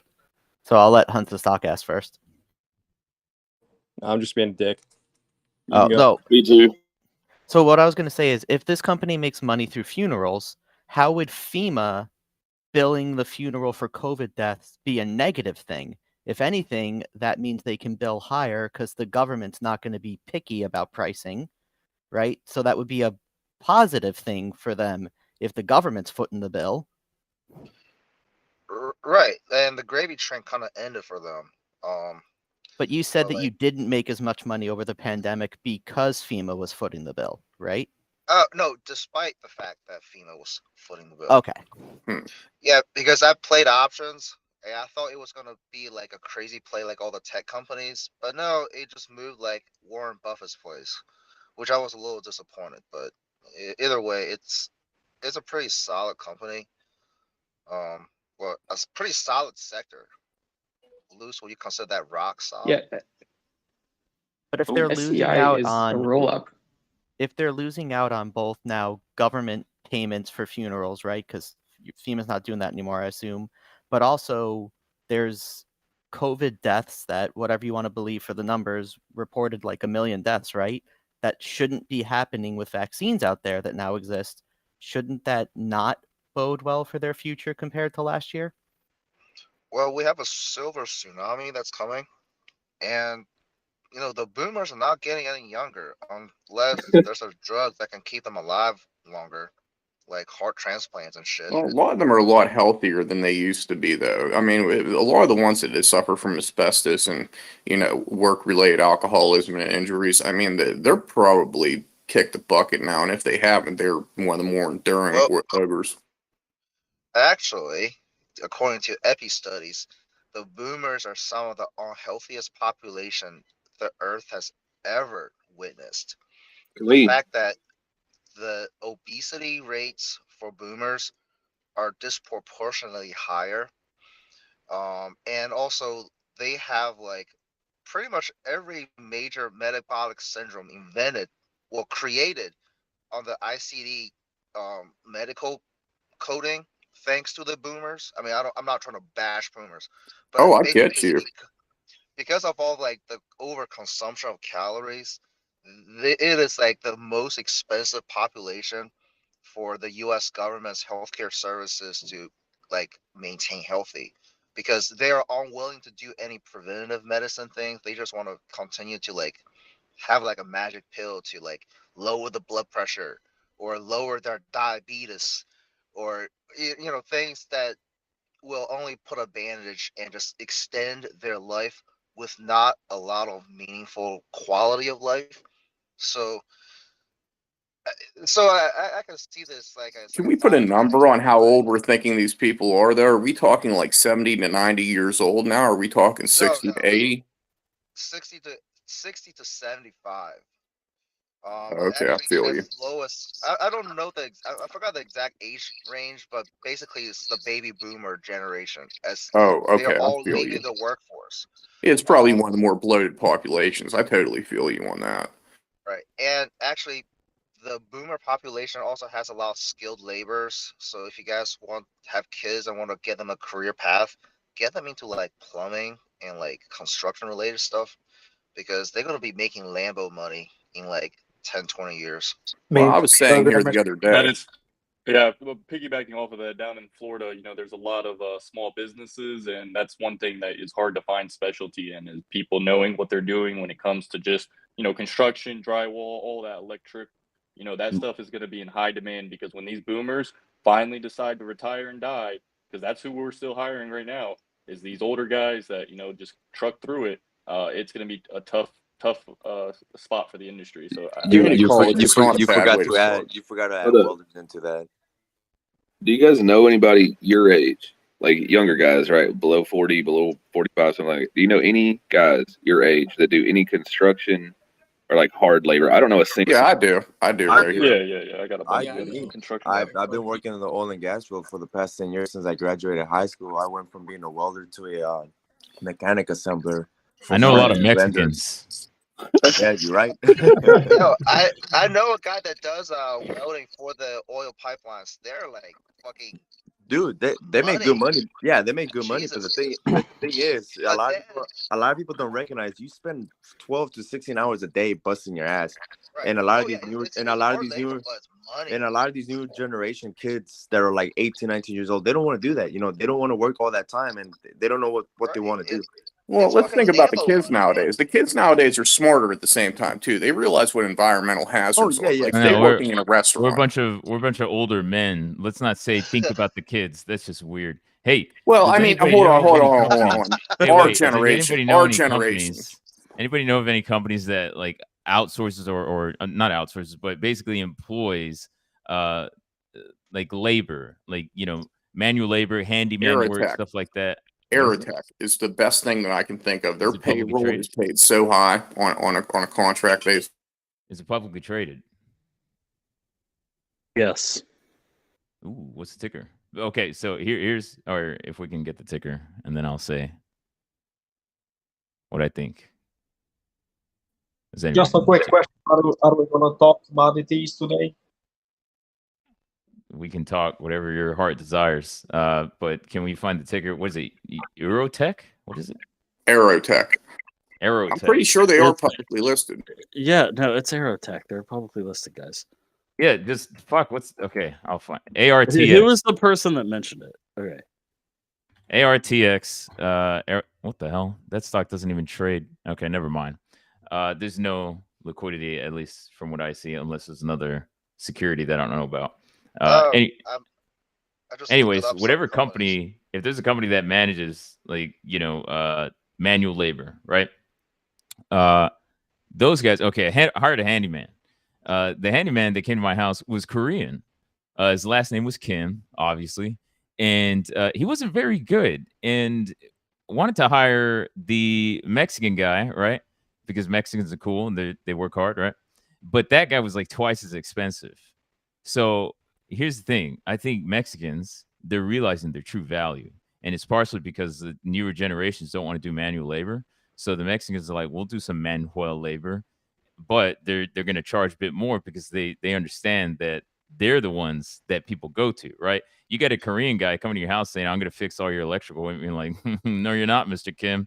Like, where's Jose?" You know. Just, You're So right. if there's a just company that remember can they're manage they're those just people remember and they're collect not a charging fee, you. They're charging you for their Let knowledge. him finish, bro. yeah, okay. I'm just saying, if there's a company that that will manage all these people, right, and kind of employ them, kind of like Uber, right? Uber, DoorDash, right?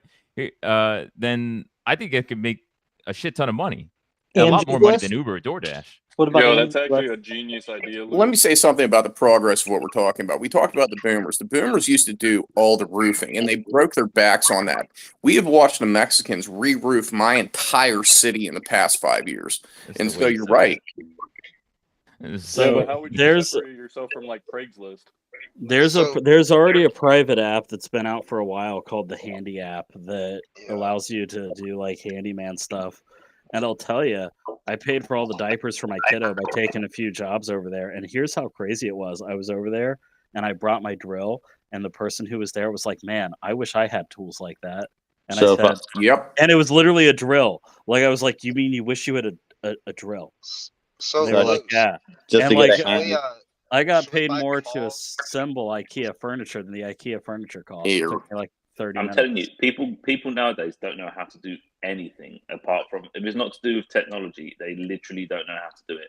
How Like, did how does the handy Calls on they're Mexicans. gonna die without the Well, tools. Luce. Really. So if we have calls on Mexicans, should we have calls on Western Union because they send money back home? Viva la Mexico. MoneyGram. So Luce, you're suggesting an app that manages Mexicans and Koreans, is that correct?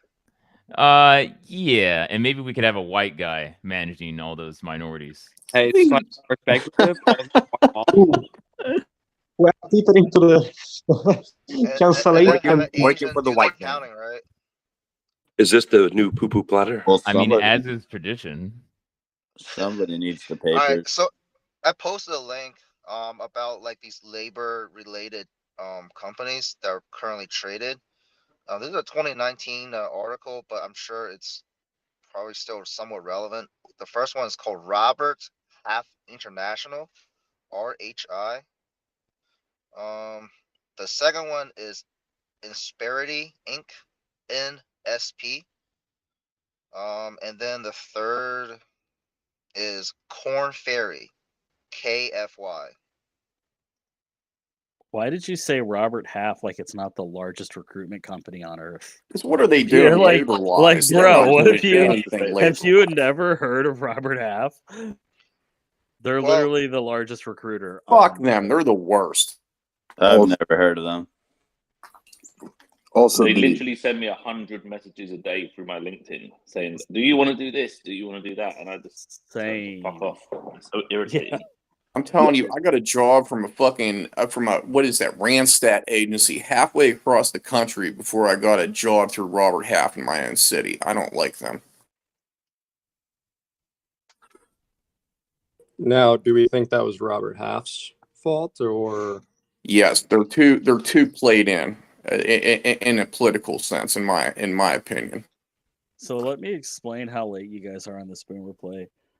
22 years ago, 23 years ago, I read this book called Pig and a Python, And the book was already a bestseller because it had come out 3 years before that, called Pig and a Python: How to Profit from the Aging Baby Boomer Generation. So that's how late to this play you are. It's not like you're 23 years late. It's more like you're 23 years ago. It was already a bestseller. Well, so does anybody Yeah, but think I'm just about going to let you Skull, know. what are I'm you just going to let expecting you now know that how late you are to this game, buddy. Skull, what are we not late on? Well, You're I not mean, late on NFTs. Hey, no, efficient market hypothesis that's a good says point. that all the ARB is. Yeah, speaking of NFTs, I just want to read a few comments just real quick. Somebody says, Improvement Hour 2788 says, you even have a Korean dude being nasty. Nasty's in all caps. I don't know what that means. Deuce 4 LLC says, bullshit statement about the white manager. Yeah, that was a joke. We do jokes here. We do comedy. And also somebody else said, Jesus was in a tomb. So, all relevant comments. Well, So, The manager thing was funny as fuck. Scald, I did have Scald. Have you talked about the Handy app? I tried it and it didn't meet my expectations. I misunderstood what the app was for. But were you making good money on that? Dude, it was crazy. I did it when the COVID shutdown happened, and it was like everything shut down, and then people were like, "Come over here and build this IKEA furniture, paying you $80 per shelf." And I got 3 shelves. Went over there for 30 minutes, built 3 IKEA shelves. Nice. Got paid more than the shelves cost to buy. Come on. Yeah, I put it in my pipe service, and some plumber showed up. Yeah, you're thinking of handy jobs. That's what you're thinking of. Yeah, I ordered a lamp from Amazon a few weeks ago, and it had installation service I could choose. The lamp was $18. The installation service was $473. I'm trying to understand what they were going to install. Just plug it in the wall. Yeah, they probably come to your house and plug the lamp in. And no, they hire $100 out. They probably hire out to these labor companies, and then they contract them to go and set up a bed or whatever, something that you order on Wayfair or IKEA or whatever. But let's be real. Do any of you guys here actually know how to make IKEA furniture?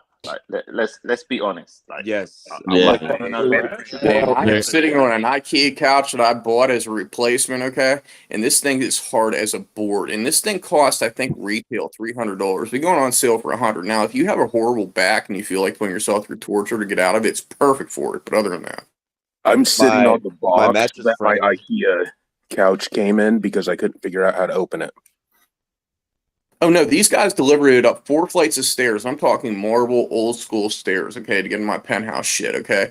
Dropped it on there, and they were like, "Do you want us to assemble?" This thing weighed 300 fucking pounds. It's in the box, $300 fucking though, discounted down to 100. You gotta watch out for sales on IKEA for their cheap ass shit. I mean, otherwise they'll overtax you.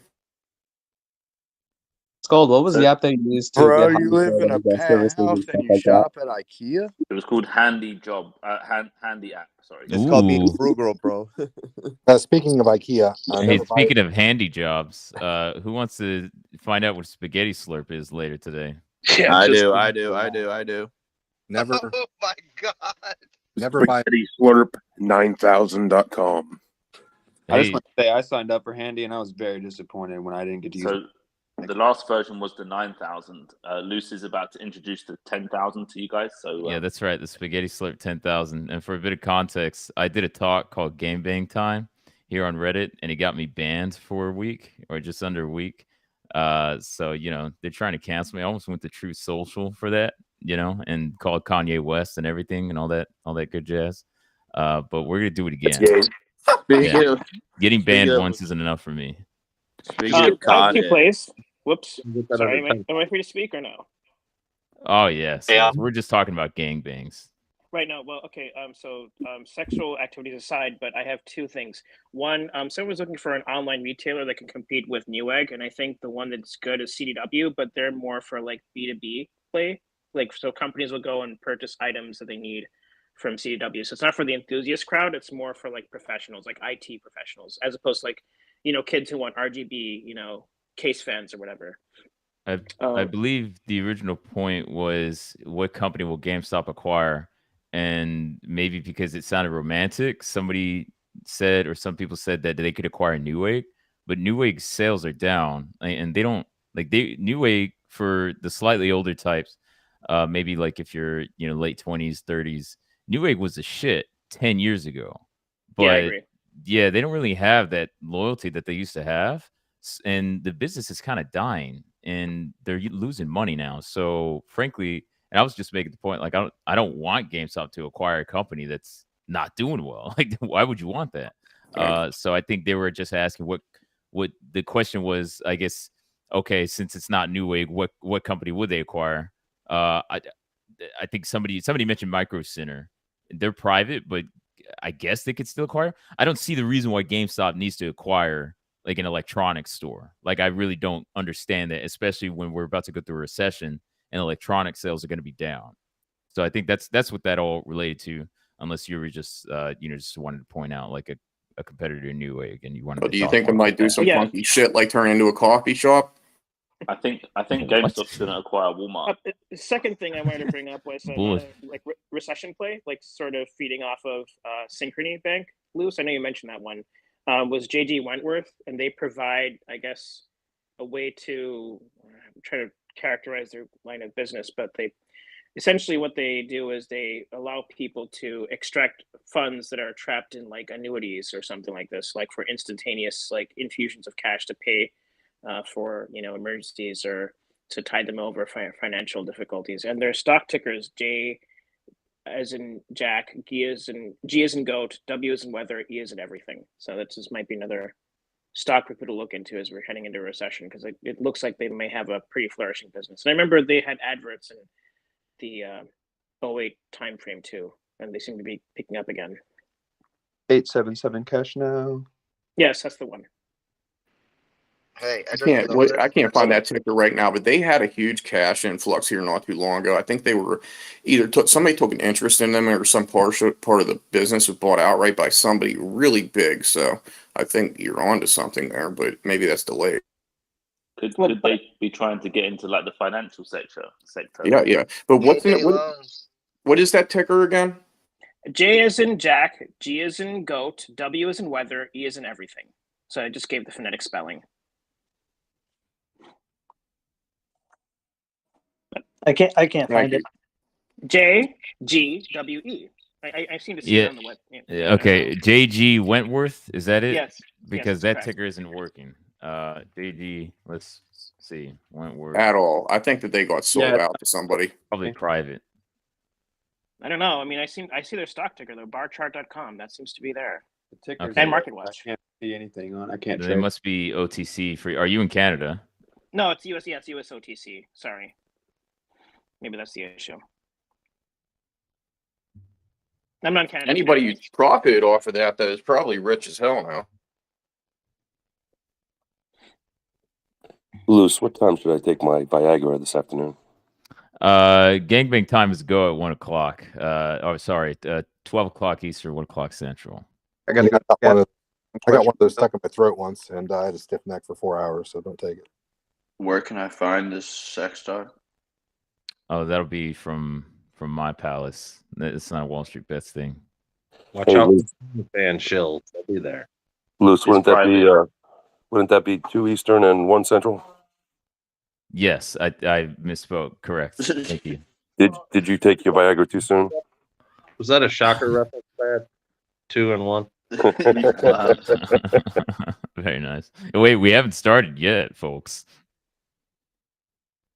Get the lube ready, boys. This is just the warm up. I haven't eaten the blue pill yet. So GameStop's going to acquire Walmart. Is that right? Yes. And Newegg. I'm pushing for the GameStop Reddit AMC merger. They're also going to acquire BBBY. So, and BBW. That's a lot of companies. Is that Bed Bath and Beyond and Best Buy?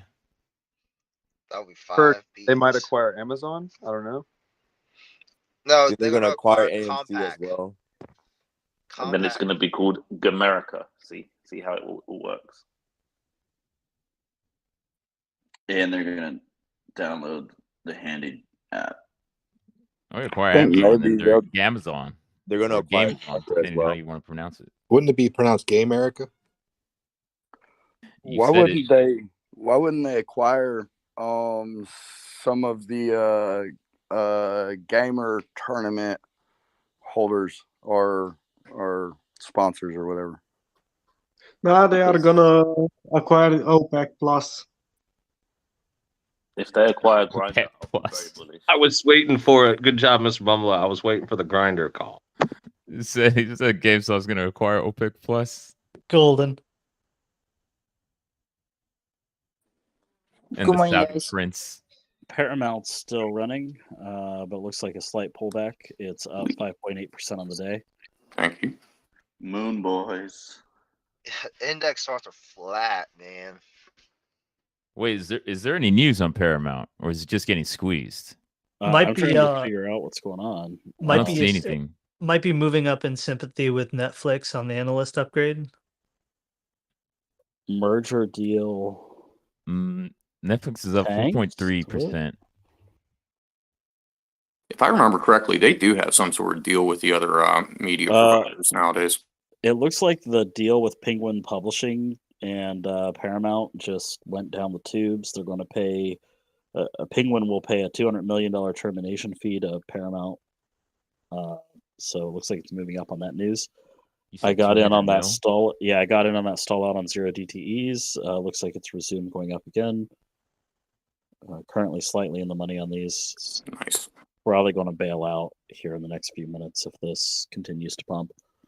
Yeah, they got like no free cash flow.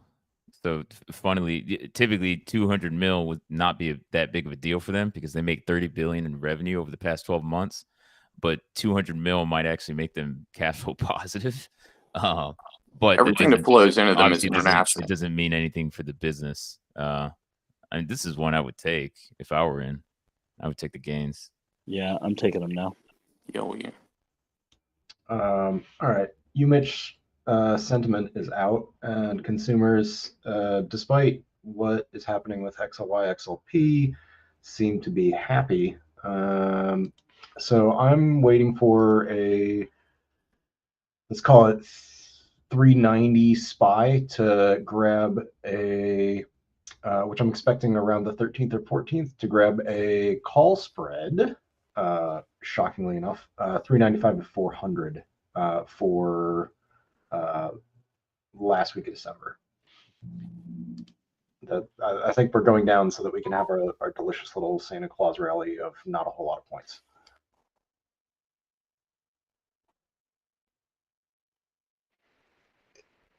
I just noticed Atlassian's P&E is negative 194. Yeah, there's still you still got a bunch of tech stocks with negative PEs. A lot of stocks didn't figure out how to make money. Can I ask you guys a question? Has Carvana been halted? You say Carvana? Carvana, I think it's been halted. Yeah, it's Yeah. halted right now. It's spiked up to dear. 517. To the upside, yeah. But it actually hit around there yesterday, slowly at the end of the day, didn't get halted. But then it dropped back down to about the 440 range this morning. So it's bouncing around. Oh, here you So go. it dropped 47% yesterday. It didn't get halted once or the other day. No, it did. It was halted yesterday. Here's some news, some stuff to go off of. Lenders say they don't expect Carvana to file for bankruptcy soon, so that's probably caused a bit of a squeeze. However, investors and online creditors say that they're frustrated how executives handle the company's downturn and are anxious about being pushed aside in restructuring that could potentially involve the chief executive's father, the company's biggest shareholder. I think that's the guy that's been loading up on shares and is probably the biggest bag holder in Wall Street history. He's also taken all the profit out of the company to his drive time company. He also was convicted of financial crimes, which is why he does not hold a C-level position. Hey, this sounds like a company GameStop should acquire. It sounds like a picture in the making. GameStop plus Ghetto Tires. GameStop and the glass houses. DDIY is hitting a really sharp top. Here we go. Another update. Creditors say they are worried Carvana could be preparing coercive transaction with support of its advisors. Carvana creditors criticize management gird for a fight. This sounds spicy. The fucking Gerd. curd. DDIY. I've been looking at Coca-Cola. I've been drinking a shit ton of them, plus the season holiday. Calls on Coke. You sound like you've been drinking Coke. I'd be somewhat bearish, unfortunately, on Coke. Just I feel like Fuck people are you. looking for. Well, I'm not trying to be disrespectful. No, I'm I just just kidding. feel Go like ahead. people aren't really keen on consuming sodas anymore. I just think. All I right, don't know. real That's my quick. opinion. Coca-Cola is a massive company. Coke They also is sell like a water. small percentage of their revenue. They have so many They can products. still take No, I large understand. dips out of nowhere. But are they as diversified as Yum Brands though? I'm just curious. Okay. I know Yum. Yeah, they have a ton of products. You wouldn't even think that they were Coca-Cola. So like Yum. I don't think they're remember going poor down. people. Remember poor people as well. And that the fact that soda is, sugary, incredibly sugary products such as soda are addicting and they're cheap. So I'm pretty sure poor people, which is all of us, gonna keep drinking soda. Maybe I don't drink soda, but Now their company is divided up into 5 different, and you know where I'm getting at. I mean, they're well diversified as far as structure goes, and then their international bent as far as their product offerings elsewhere have never taken hold as far as I've known, except for a few isolated incidences with water and such, like flavored water. But I don't think it's a major revenue. Yeah, I mean, they literally sell water. I mean, like, you could buy their sugary drinks or you could buy their fake ass water. I mean, it was a win-win with Coca-Cola, nonetheless. Yo, Oddly calls enough, on costs water. about the same. Calls What on is water soda? both on Camp Lejeune, They're literally guys. adding fucking bullshit to the water or tap water and then rebranding as Dasani. What is soda? Yes. All right. So, did I talk about Ericsson already? Okay. Ericsson, which is a company that nobody knows about because they do boring telecom things, but they are up something like 4% today because they just signed a multi-year deal with Apple for bidirectional licensing. So if you need yourself a boring boomer telecom stock, might fit your bill. Thanks for whoever posted the product line of Coca-Cola in the comments. For such a That's a big great deal pick. with Thanks. for such a big deal with Apple, Ericsson seems to be fading pretty fast. It was up like 7% pre-market. Now it's up only 2.5%. Can we remember the Nokia dynamic that came up here before, where these companies are very much different in a lot of ways than domestic observation? Right. I mean, the difference between Nokia and Ericsson here is Ericsson has an established footprint all over Europe In China. And I didn't even know they were doing business in China. Oh, they made a huge deal with China. All right. So yeah, this is probably not going to make you fucking rich, but I No, am it's a big not. fan of their technology. So I think it's still a good spot there. That's a nice look. see, this is exactly what I was talking about. I actually like the Ericsson products. Their stock is worth shit. I don't like the Palo Alto products. Their stock is amazing. Yeah, Ericsson trade like one of the just another boomer ADR, where they're never going to be fairly valued, but you could be confident in holding them. They're expected to have 15% growth in revenue this year, and then about 8% is expected for next year. That'll probably be softened as the recession starts hitting the headlines.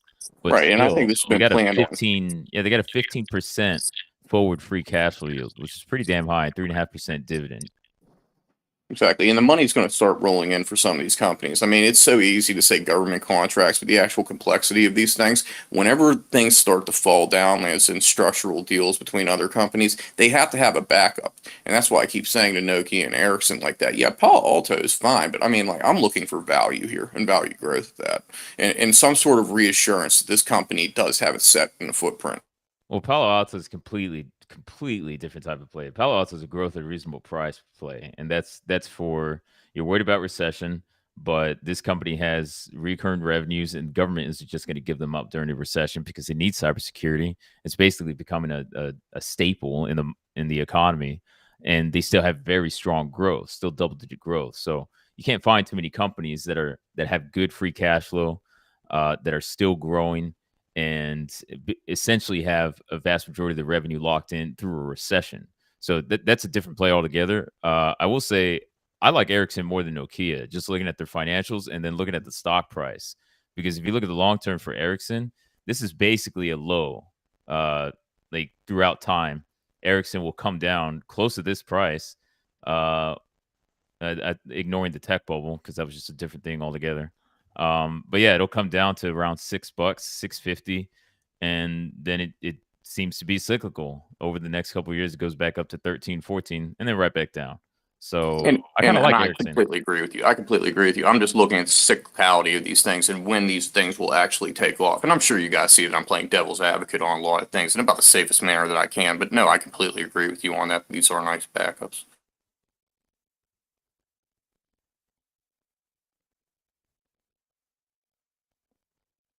I'm going to depart. Before I go, I want to say for yesterday, my point yesterday with my enraged rant where I had to go, take care of something, service myself to feel better. It was about the trade.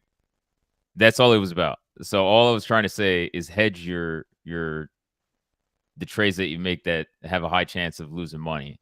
And yes, we have a lot of tards here, but most of you know that you can't blow up just buying calls or puts, but you can blow up by selling calls or puts. So if you're selling puts, the stock price drops, dramatically for no reason. You get margin called, and that fucking sucks. So selling puts, it's not a risk-free trade. Typically, I think most traders will tell you if you're selling puts, it's because you want to own the stock. But if the stock price crashes, clearly something just happened. You're probably not going to want to own the stock after that. I agree. So that's all I was trying to point out yesterday. And you said something about making sure you cut losses and not dwelling on the fact too. And this is exactly the trap that I fell into 2 months ago here, where I was trying to cut losses and then I kept FOMOing. I really appreciate that advice. That really resonated. Yeah, cut 26K loss. 26K. No, there were plenty of people say cut, or maybe there were a few people that say cut your losses. But yeah, just hedge your bets. There's no free lunch out there. And if you're trading on margin, you're selling options. You need to really understand the risk. Like there's no company that doesn't have a chance to drop for any reason. And well, whenever you hedge, do you make sure that whenever you hedge that you make sure that it's not associated in the same industry as the other companies that you have bets on? Yeah, you can. Well, let's not get into complicated hedging strategies. I'm not trying to. I'm just saying. Yeah, but all I'm saying is if the yields on options are astronomically high, there's a reason, and the markets know something. And if you're going to fight that, you want to be prepared for a big loss. It's definitely possible. It happens all the time. So, do you think the VIX is good right now for a hedge? The VIX? Yeah, the UVIXY. I love the UVIXY. UVXY. Yes, sir. Take that. It's been bleeding slowly in the VIX because of everybody day trading, including institutions. I'm just waiting for the reverse trade. The reverse trade on that's going to be horrible. You need like a black swan event to the VIX, spike the fuck out of that. The VIX products all have very high decay. So any time you trade the UVXY, the UVIX, even the VIX, the bet you're making is that the VIX will pop very soon, because if it doesn't, you're going to lose your money very fast, even if you just buy the underlying. So you still need volatility to pop.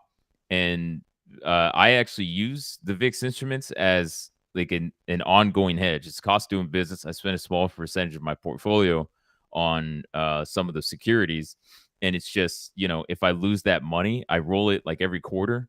And if I lose it at the end of the year, it's just a cost of doing business. It's just protecting against a big crash. And that's exactly what I mean. And it's funny, whenever the thing actually dips, the decay is a little bit less. You know what I mean? Like the loss is a little bit less whenever it dips. But if you hold it for the long run, you're right. I'm waiting for the reverse split on that. Yeah, but nonetheless, like you need like a big drop. Like Luce was saying, you need the volatility to kick in for UVXY to even return you a profit. And my sentiment right now is that we do not have the panic that I was expecting. You know what I mean? The panic doesn't seem to be slow bleed with major rallies. Yeah, so here's the thing. Look at the VIX and look at, I don't know what the VIX has been trading at, like on average over the past like 3 to 5 years, something like that, right? Or just look at the average level of the VIX, which is probably around 20, right? 20 to 30. Yeah, so consider that. And if you want to say hedge against a market crash, then just buy a bit of maybe like calls on the VXY, UVIX, something you literally don't care about. You know, like when you give extra change when you pay for something, you're like, yeah, keep the change. You literally don't care about it. And just roll that. Buy long-term calls. Don't buy the weeklies. Don't buy the monthlies. Buy go at least 6 months out. Do that, make it a cost of doing business. Again, very small percentage of your portfolio. Now, if the VIX does crash, or I'm sorry, if the markets do crash and the VIX spikes, and it's a real crash, we're talking like 25% minimum, 30%, maybe even 40%. The value of your calls are going to skyrocket in value, and they're going to skyrocket. And you're not going to care about the bit of money that you lost in the past. If you try to make a big bet on this and you're wrong, you're just going to lose. You're going to lose money over and over and over Exactly. again. So to me, that's the smart way to do this play is just assume you're just throwing pennies at it. It's the cost of doing business, and it's strictly a hedge against the market crash. If not, and the markets don't crash, you're literally just donating money. When you say a small amount, are you talking like 1% of the portfolio or 5% max? Somebody's dog's going nuts. Sorry. I actually do 0.25 to 0.5%. And I think 0.5% is like basically that's where you should cap it at. So I just calculated. I spend 0.16 repeating percent per week on volatility hedges. And you can change this trade to where it's not so like, it's just a pure bet on market crash. You could still make trades betting that the VIX is going to go up in the short term. Like I'm pretty sure a lot of people are making that trade right now, that the VIX will indeed go up, over the next like a couple months. So that's a different trade. The trade I'm talking about is just throwing pennies at out of the money calls on, like say the UVXY, for example, because I think the liquidity is better than the UVIX. So just throwing pennies at those calls, very small percentage of your portfolio. And then if it hits, you're making like thousands of percent on And those two calls.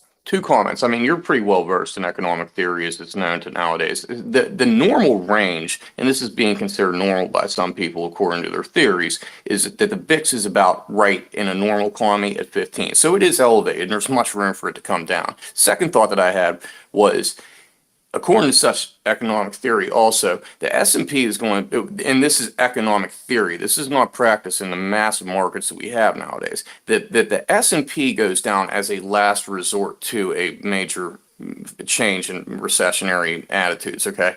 And that's whenever you'll see the spike in the VIX in a noticeable, meaningful manner, is whenever the major blue chips that have been around forever are getting handed up like the S&P. So often I play the UVIXY and the SH, and I make errors. I've lost money that I could have made, but those two seem to go in tandem with each other a lot of times.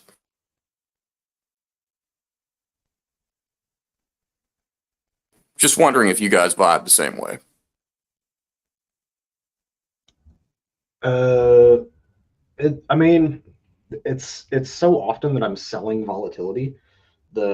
I often am not really trying to long volatility, right? And like grab straight up real ass VIX index calls because I'm expecting some kind of move very soon, because they're just so hard to predict. And if you get them too far out, then the logarithmic curve can really fuck with your profits if there's a big move, but it's not big enough at the right time. So I'm with Luce. I just carry a little chunk, like, as I said, like an eighth of a percent of generally UVXY calls that are out of the money, for if there's an unexpected capitulation event. Yeah, I mean, I appreciate your input on that, and just it's reassuring to see that somebody else thinks the same way as me, because I'm hardly a conventional trader. I mean, I pull my money out to go and buy, cigarettes or whatever. So that is my backup. If I'm going to make any large move ever, that is my background play, though. So it's nice to hear somebody else actually does something like that. Thank you. Yeah, and like a lot of I play a lot of short strangles and condors and stuff like that, and a capitulation move means that all of my contracts may be at max loss, and so just having that one green nugget in there of like, yeah, but here's half of it back, I guess. So like, um, it's real easy to get real fucked Agreed. short selling, right? Agreed. And this is why I agree with Luce. Don't do it if you don't have the fucking money.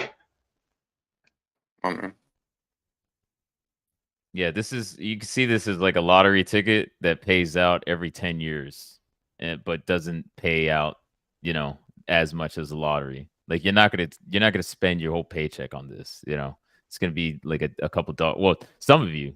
I got an Asian buddy. He spends a lot of money on lottery tickets. So maybe that's some of you, but I think most of you, if you're buying lottery tickets, you're not spending that much. So think about it that way. Nice. I got a guy who used to shoot $5,000-6,000 worth of dice in the alley, and he just started throwing it in the stock market instead, and is doing great. I want to hear those stories, bro.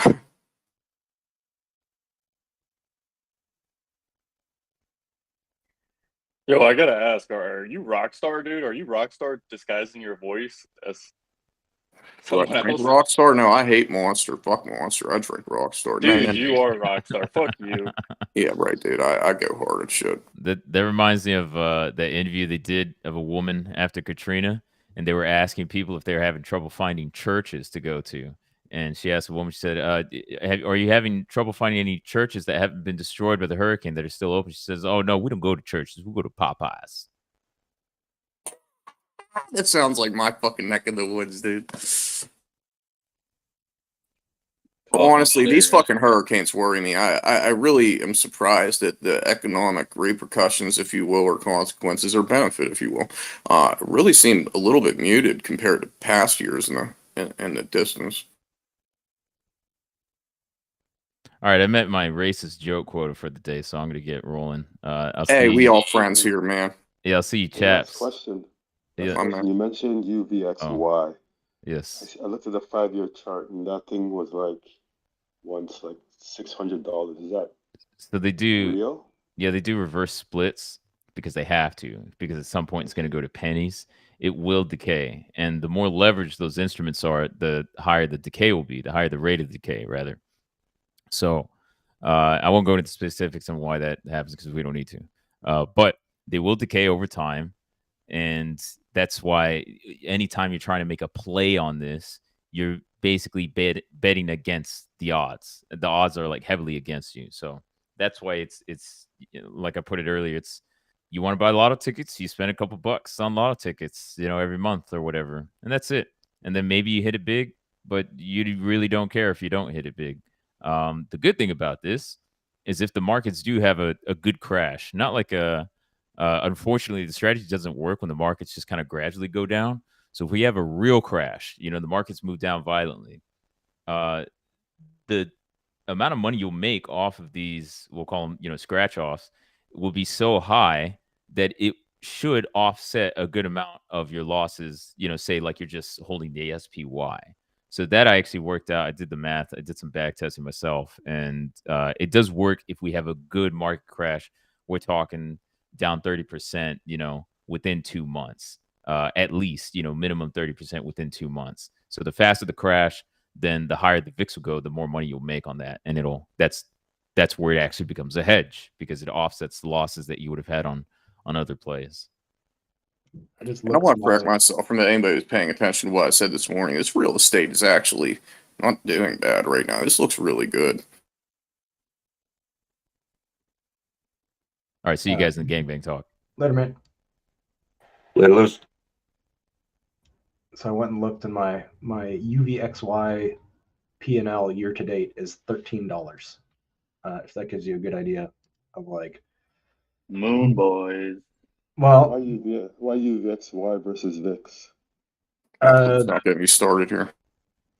Yeah, it's because reasons. Because I'm expecting the decay and I'm buying weeklies on it as insurance. I think that's a good idea.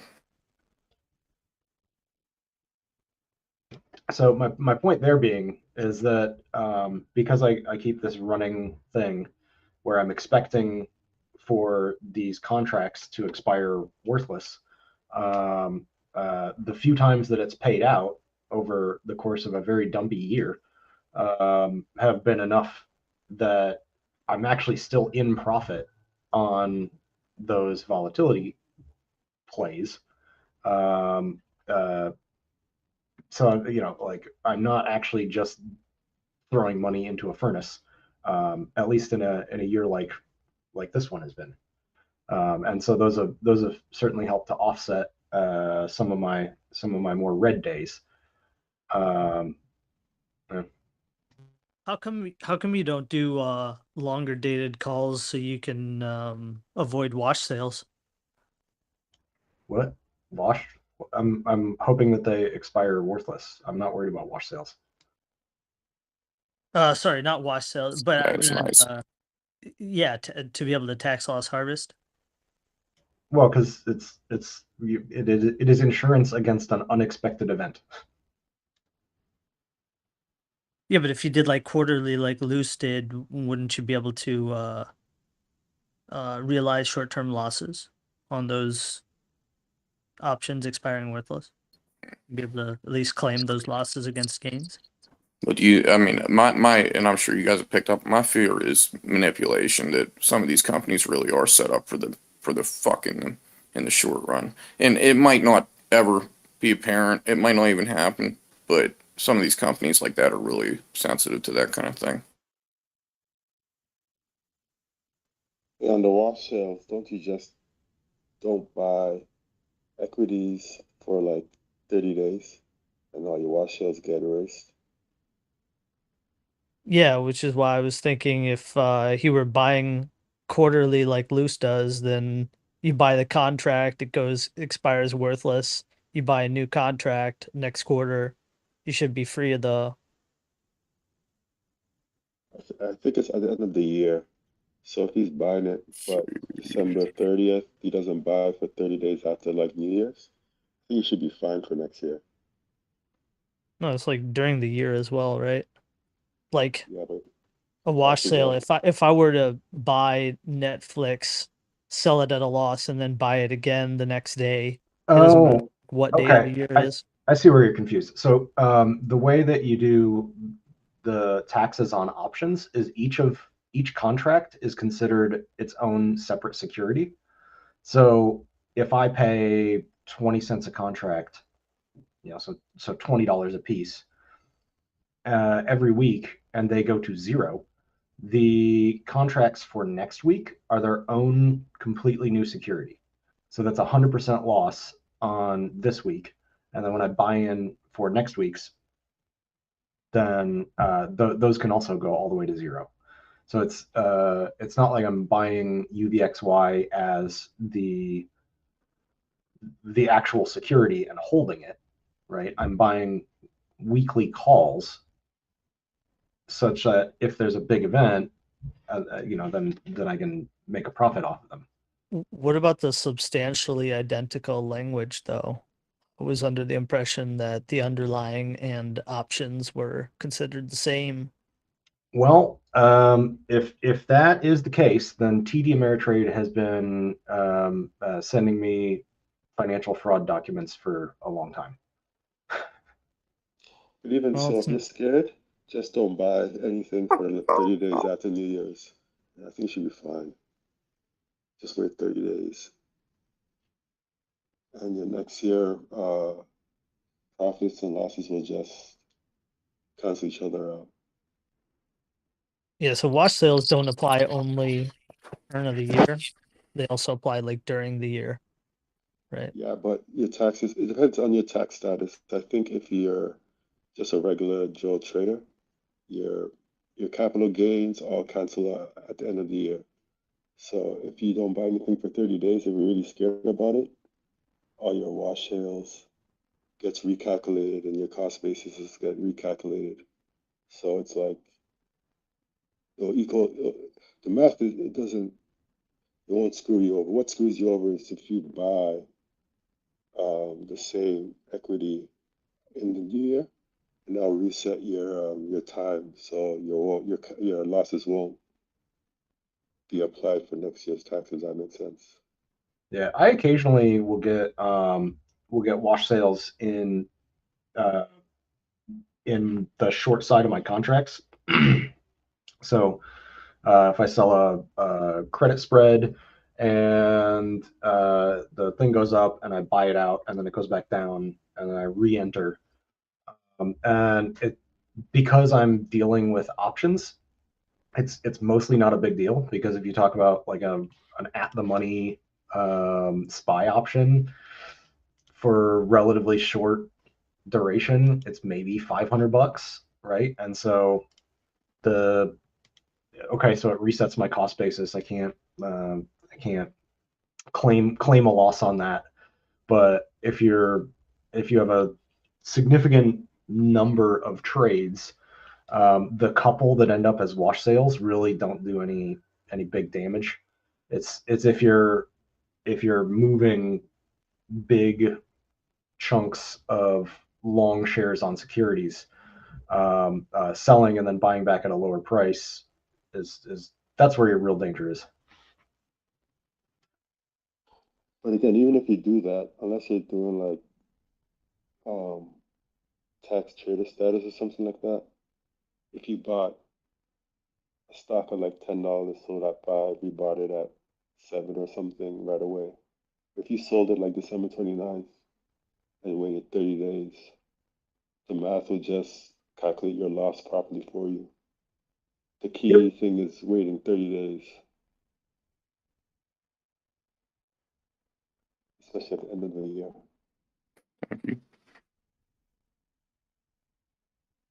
I should also say that don't take my advice as how to do your taxes, because I pay someone else to do that. So And on that note, I have to say, whenever I went to go do my cryptos for this last year, a lot of these things, I mean, they wouldn't give me the API correctly or at all. It was really flawed. I think we've mentioned this before. Be very careful whenever you go do your cryptos, because they passed that guidance yesterday about companies revealing their transactions, and all still very vague. I didn't even believe that we could deduct our crypto losses at first. I just refused to believe it because I'm that scared of what the consequences are. And if you vibe with me, trust me, it's real Hey, enough. speaking on crypto, what do you do if like someone? You got cut off, brother.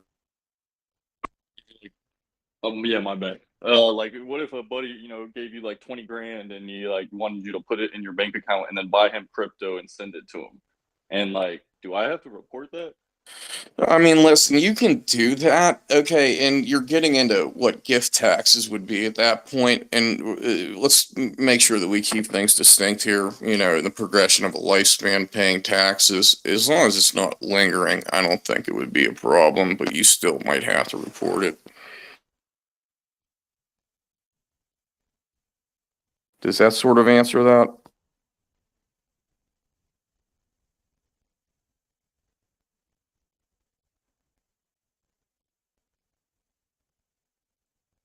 Because my big fear is just that whenever they go to do these books, because I've been, like I said, I buy cigarettes with my money on here, like this is my life.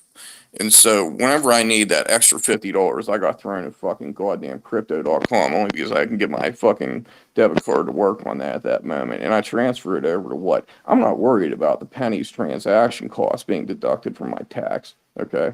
I'm worried about them completely misrepresenting something. So that's the part that I'm really cautioning on here, is just take a good look at what these things are putting out whenever they give you your tax statements, because it might be a little bit erroneous, only because of the software. But once again, my big fear is that everything might be a little bit fucked on these anyways, and we might get a little bit. Yeah, my bad. I just had to take a call. A client called me. If you guys don't vibe with that, I praise you, and you know what I mean. I wish I was you, but I still have my doubts about this whole crypto thing and what the long-term repercussions of the tax on it might be. And that's just me personally. No. So what? Obviously, my bank had had to do the investigation or whatever because it's over 10 grand. But like, what do I need to do for like, or not financial advice, but like, I obviously have to report that, right? Yeah, you have to report it to the sense that if you're handing it off to somebody else, you're gifting them money. You know there is a tax on gifting money. It's a very high amount. And I'm not going to give you guys directly. Hey, I'm not notes. a CPA. I am not a CPA, but I know my stuff enough.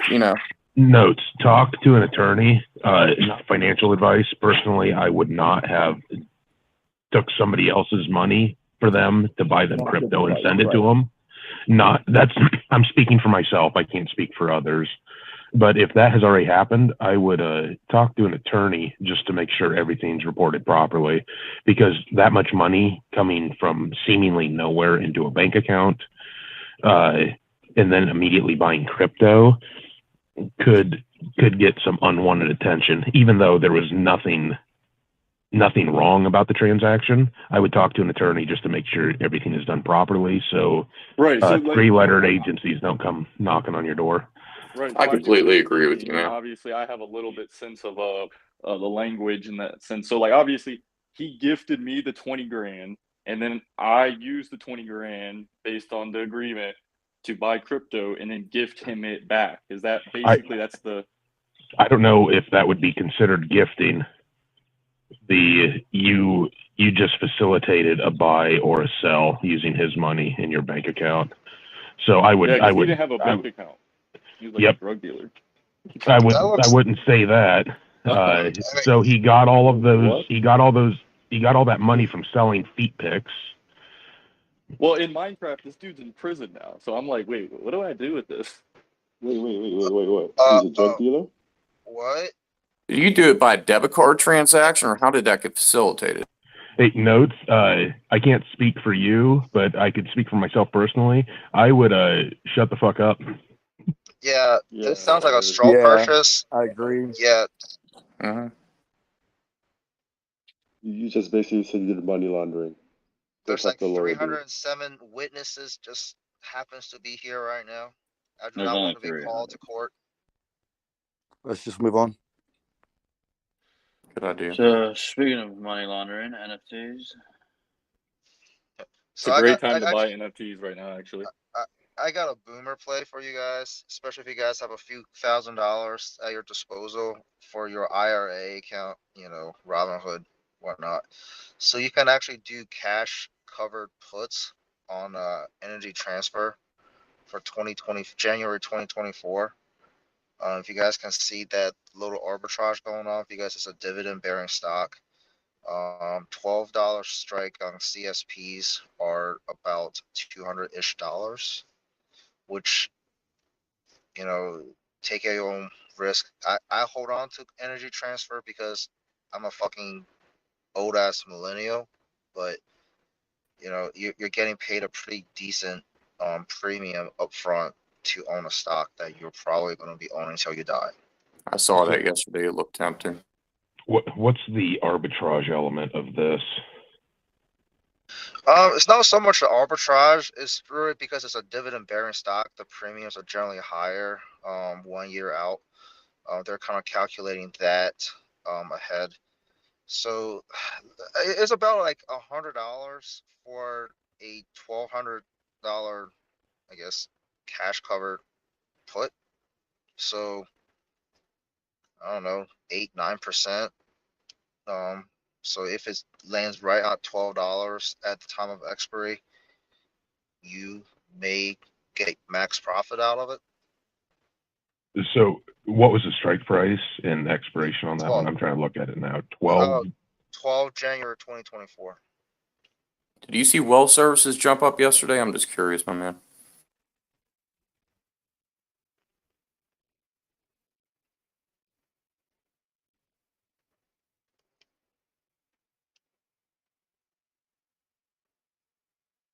I've actually got $20 calls on Energy Transfer for that January. Are you guys still bullish on the energy sector after it just had like an amazing last 12 months? Yep. Look at XLE. Are you gonna argue with that chart? Was that a joke? And it's also Energy Transfer that they're not exactly the producer of petroleum. They're midstream. So, I mean, I see. you really kind of need them, especially in like a first world economy. All right, so I thought they had some international deal that was going to take place here soon enough too. Natural gas or some shit like that, but I don't really Yes, care sir. too much about that. So Yeah. December monthly close last year, XLE was at $52.30. It is currently at $84. Did anybody 12 months ago position themselves in the energy sector, and like how are you feeling right now? I had a lot of shares in Occidental Petroleum before Warren Buffett started going ham on that stock. I actually sold it when it hit about $55. So I don't feel that great about Oxy, but I don't know about other companies. I mean, I'm long It used to be on Oxy short term. I'm long on Energy Transfer and Equitrans right now, and they're holding up some of the best for this year.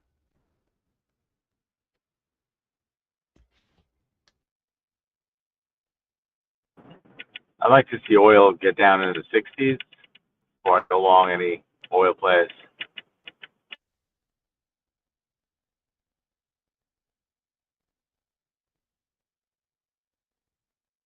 Yo, Hold on. Was that dude puts on 1-800 contacts or whoever owns them, because they offer 25% off to new customers, and a new customer is only considered a new email. So you can just create a new email, get 25% off every time.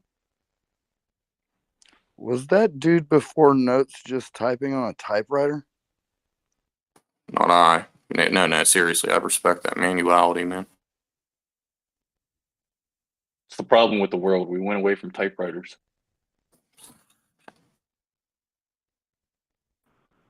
That was the wood tapping together in my truck.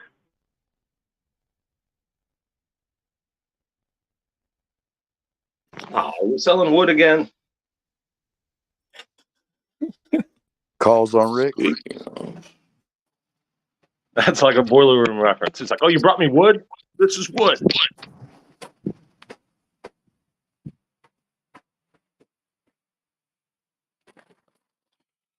Okay.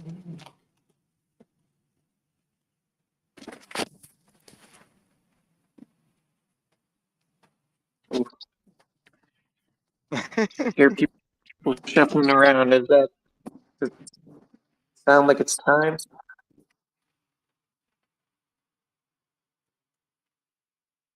All right, no one's answering me, so I'm gonna guess the answer. What happened, Opinion? Shut it down, Opinion. I'm like, is it time? Is it time to call it? Wait, before you guys do that, CPI. No one? All by You guys know the CPI?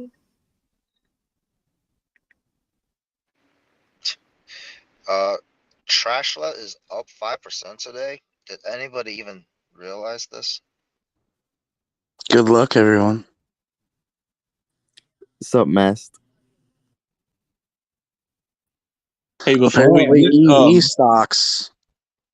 before we end it, can I just mention that I have decided to YOLO about $100 into $10 Carvana calls expiring next Friday. I know it's stupid, but to me, anecdotally, it just seems like this is the beginning stages of what happened with Bed Bath & Beyond. A lot of idiots are just becoming aware of Carvana for the first time, and they think they're going to squeeze the stock, and so it could be up big a week from now. You were just better off putting that money on Dave, bro. Hey, so I wanted to say something before you go. I own a business installing security cameras, and I do a lot of corporation jobs, commercial jobs. I work for Builders First, who uses a lot of my tech products, and their employees recently said that they were getting less hours, considerably less hours, and they build houses. So I'm not saying that you short those things, but it just to be aware. And my business is actually booming. That's usually a sign of recession with people being scared and wanting security cameras everywhere. And I also work for a union doing stage work, and that business is also booming. So I don't know if you want to look at a Live Nation or something like that, but I just thought I'd put my 2 cents in the fact that construction is down and um, entertainment is up. Clear channel. Why would you need security cameras during a recession when you don't have a job? You then become the security for your home. So I mostly work with high-end commercial, and during a recession, people will come in and steal your catalytic converters and all kinds of stuff, man. So that's why everybody's pushing for these things. And then on top of that, there's government restrictions. So a lot of these camera jobs that did go through in the past weren't NDAA compliant. And so we're having to change things like that for post offices. And I work for a lot of people. So it's just a continuously booming business as far as security cameras. They're putting them everywhere, street corners and everything. So every time there is new construction, yeah, we do well. But every time there's a recession, we do even better. Sir, I'm a city that has really big apprehensions against security, and I do see a lot more security cameras nowadays, and that's probably because of the influx of new money. I mean, I do you think there might be like an inverse between security and real estate at the same time? I would think that the better my business goes, the worse the residential end of housing is going to go. Go ahead. Thank you. Yep. I do see residential going down quite a bit. Commercial was hit bad during COVID, obviously, because everybody was going back home. But as far as commercial getting hit again, I don't see it happening unless there is another pandemic or something like that.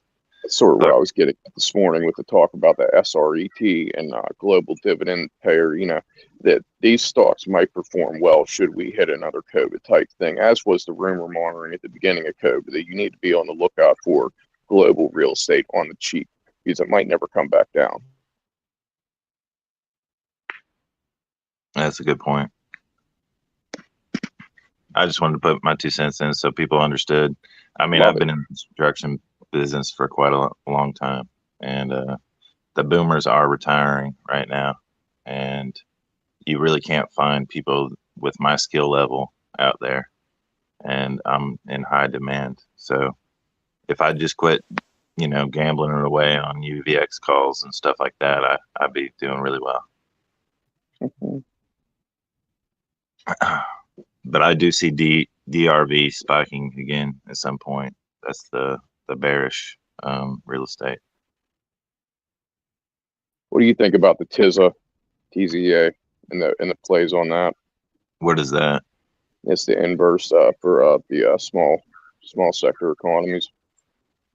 I honestly don't know anything about it, man. I don't know that ticker. It's basically based on the ability for smaller companies to be able to keep afloat. Okay, so here's the situation with that. As far as hiring is tough. You can't find anybody with my skill level, like I said. And then the younger kids do not want to work for a living.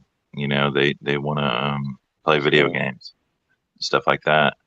So, as far as the influx of, Mexican workers and stuff like that, let's say we do get another Republican in the office in 2 years, you're really gonna see a crunch on workers, and that might even occur before that.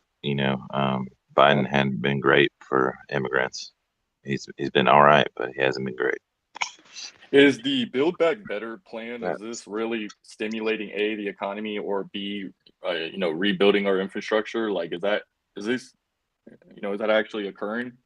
Well, yeah, I'm sure it's occurring for some companies such as like Halliburton or people that are in bed with government. But it doesn't really affect the bottom line of a basic construction worker out here. You know what I mean?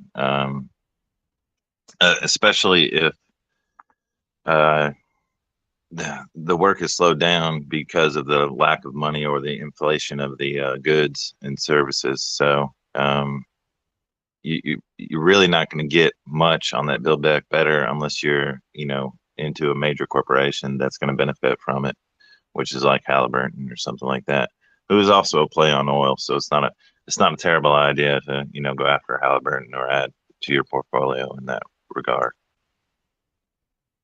You really said something there before about whenever it came to security, and might be being a little bit too personal here, but in my city we have a real extreme need for police officers. We have so many people retiring, like you said, these boomers, and some of these guys have stayed on the force for 40 extra years to make sure that things are safe.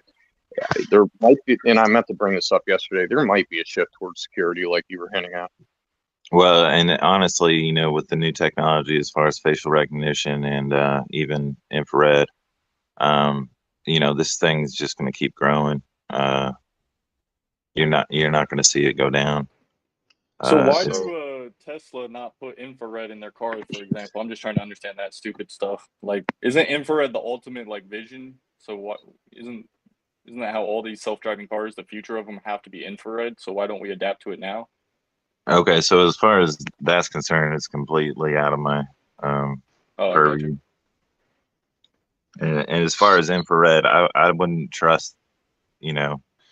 You can't recognize anything with infrared. Like I can't recognize your face or you color your skin. So that's such an interesting statement because that's what I have read as well. But yet our entire galaxy is mapped via infrared. So we are only seeing the outline. Infrared only sees the outline. I don't understand that.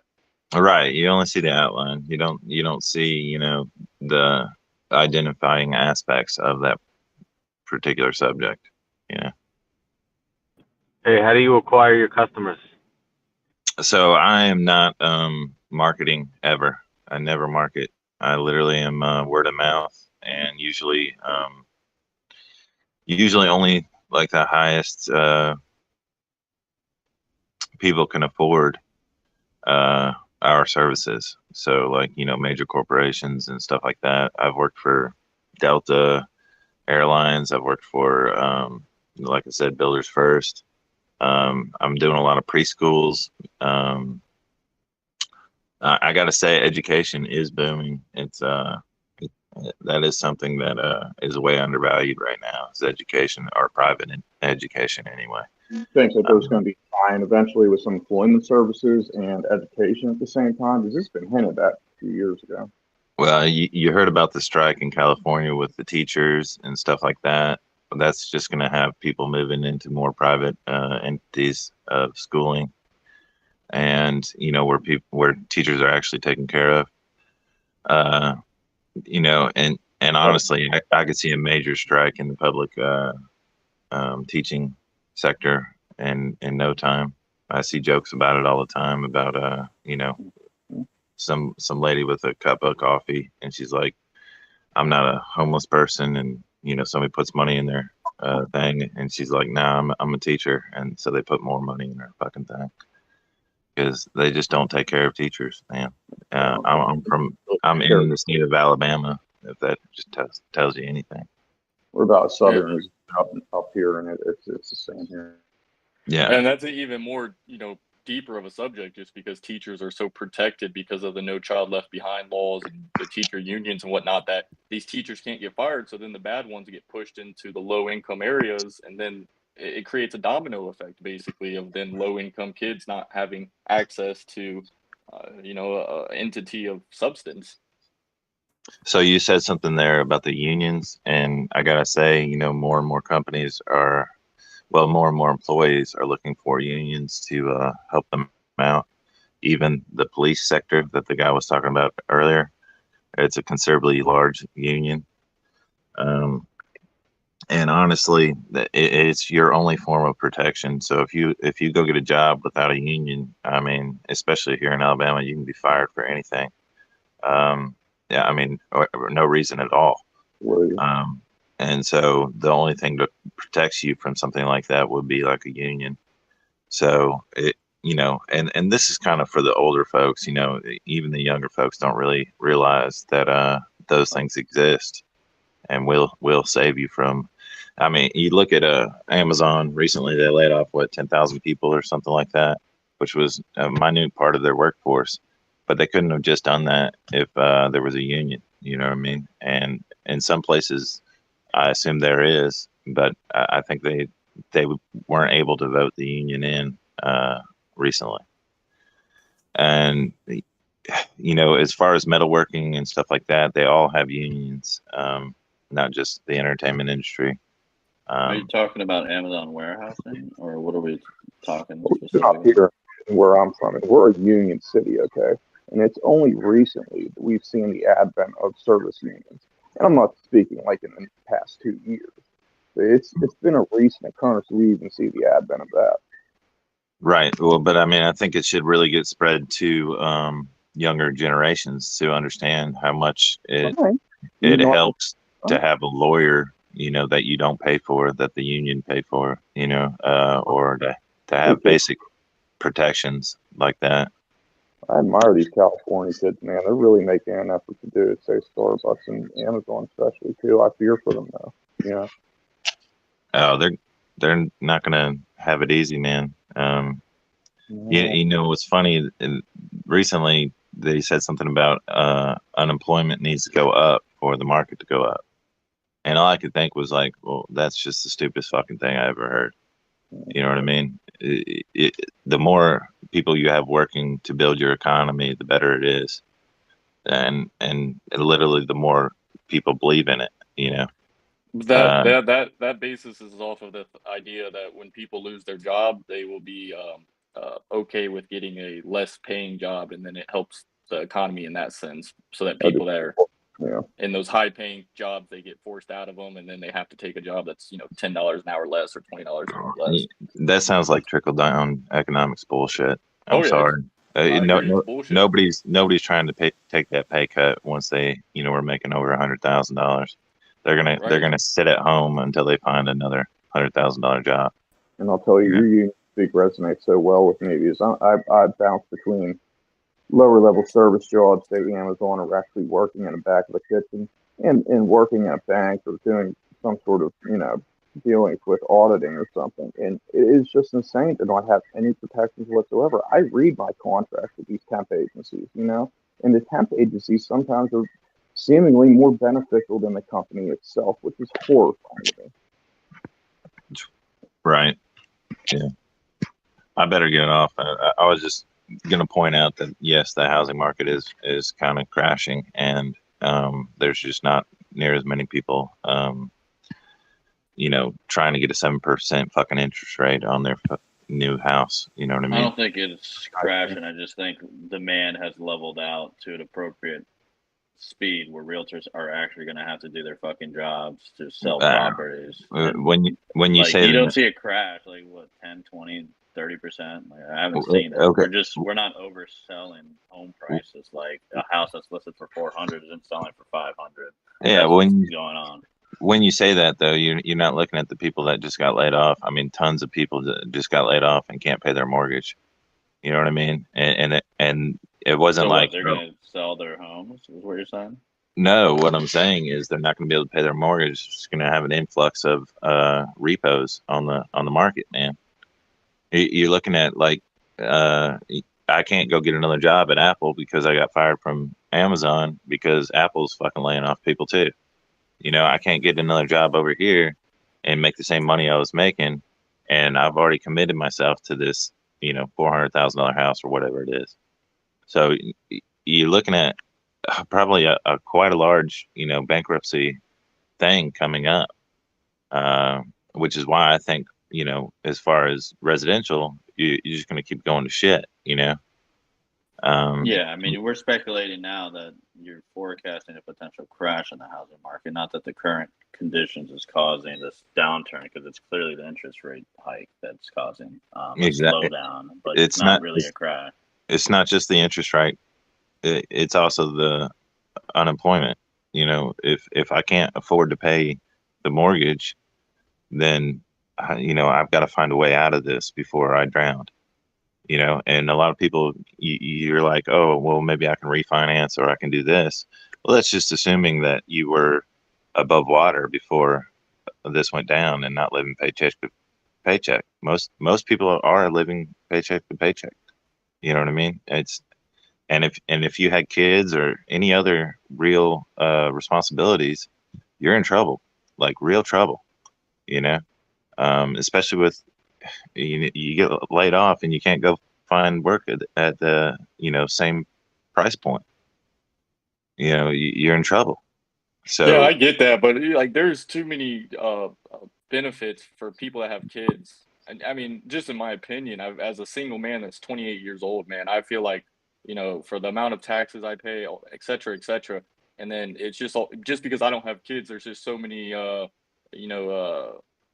negatives to it in the tax world. It seems like, and in the the socialism, it seems like half our government, they're willing to pay for anyone that has kids, anything it needs. I think currently people are getting like $300 a month still in Florida for childcare. well, Yeah, I mean, exactly. okay, That's but kind of the what's going kids are on here. okay. So the kids are the future consumers. They're going to pay for the kids. That's understood. As far as taxes, I mean, you're single and 28. I lived in a tent for like 3 years, bro. What are you paying, rent somewhere, or you got a mortgage? You know what I Right, my mean? rent's $1,400 in Florida for a 1 bedroom. So I mean, it's Yeah, just that's what I'm saying. I would rather just go park on somebody's RV lot and but you know, take the downgrade. Why the hell would you pay for it? I'm sorry, but there's more people out there paying that ridiculous amount, and the fact that you're paying it is what's driving that rent up. You know what I right. mean? That's yeah. Yeah, Trust me, I'm looking yeah. at alternatives. About child raising and tax credit, I like the amount of money that we're getting back as parents. Nowhere comes near the amount of financial incentives. I shit you not. Daycare for one child in Delaware is close to $2,000 a month. Like, what kind of taxes am I gonna get? I Like, heard that. we're talking about 24 grand a year just for one fucking child's daycare. Diapers, that's like, I don't even fucking know anymore. I'm just saying, like, yes, there are And tax my city, the tax incentives to rate is raise children, comparable to highest echelon suburb, and nobody has a problem paying the taxes in my city. I get I I feel like think high daycare though is a culture tax because certain cultures don't use our daycare system that we have structured in America. That they use a village to raise children, for example. And I know many people in the United States that have that aspect. So it's almost like it's a tax on our culture and how we have our workforce. I agree though. The daycare is astronomically high, and they do it because moms are willing to pay it because, in a sense, they want somebody that peace of mind that somebody reputable is watching their child. And it's amazing. It's a mix of new and old ways, and we're standing at sort of a standstill right now. It's functioning now. It's functioning about as best as it can. If you ask me, as far as the well, back in the days, you can actually have one person to support the family. Like, if a mom becomes a mom, like, literally they have to either take a career hiatus to be a stay-at-home mom, or you pay for daycare. That's basically home economics here. I So think you really it's too. They make this big deal about the maternity leaves and everything. And you see guys taking maternity leave. That is not universal across this country, nor do I ever think it will be. The economy of that would be upstarting at the least. So in Canada, the government pays, I believe it's 9 months maternity leave for 100% of your wages. With men too? That maternity leave can be shared between parents. So you could either have both parents at home, which is 4.5 months, or you could have one parent at home for say 6 months and the other parent at home for 3 months. Oh, genius.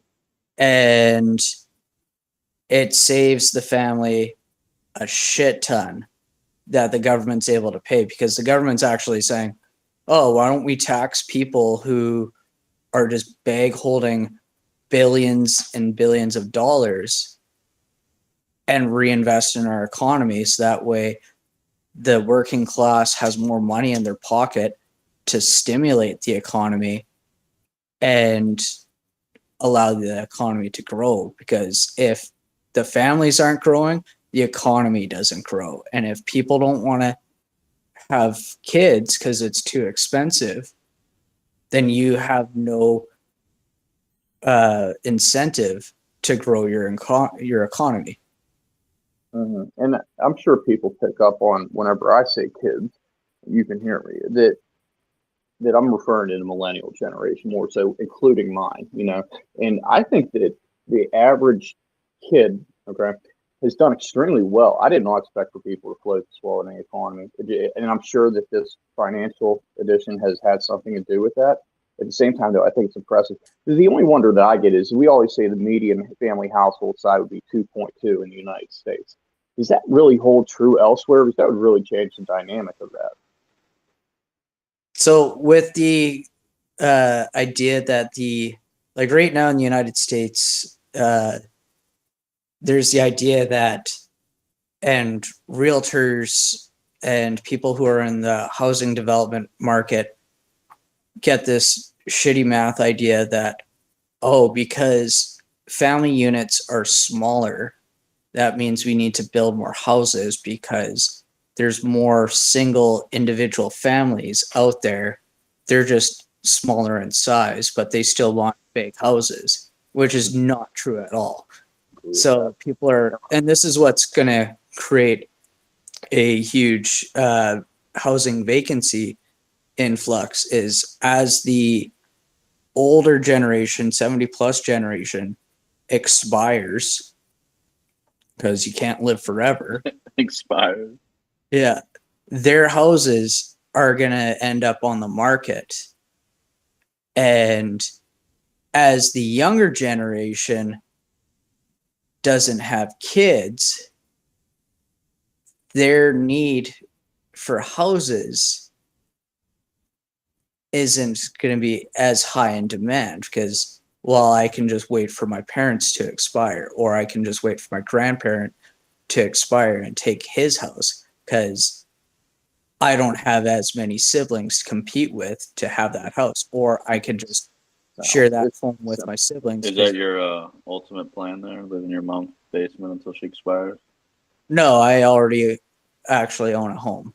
Oh, she expired already. Yeah, but like talking to people who are Yeah, but millennials. one thing to piggyback off of that and kind of rebuttal is that those same baby boomers that own a lot of these properties, like for example, I live in Florida, and a lot of them live right here on the shores, right by the beach. And believe it or not, this beach is eroding. It's been eroding for 22 years, and these people are so stuck in their ways they don't realize when to sell. The smart ones, they all sold right, last year in the big spike. Like all the city councilmen that lived on the beach, they've all sold. And the problem is a lot of these assets are going to get wiped away before they have a chance to sell, meaning they're going to continue to have worse hurricanes. They're going to lose their house because they're so held on it. They don't want to sell. They want to give it to their family. The problem with that is you're about to miss out on this opportunity to make a profit, because when you go to give it to your family, it may not be there. The beach may not be there, so that the tourists aren't there. The seawalls are all crumbling. So there's going to be so many properties that are just completely crumbled because of climate change and the how we have to readapt our sea lines. Oh yeah, it's definitely housing lot, but at the same time, the rate of people dying and people not having kids or requiring multi-family homes is exceeding the housing rot. Like the need for homes, like homes that are built. My sibling lives in a home that's 115 years old, and it's still standing.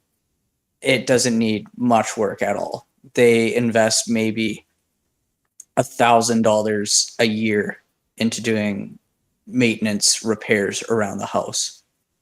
And it's quite a large home. So what's your point?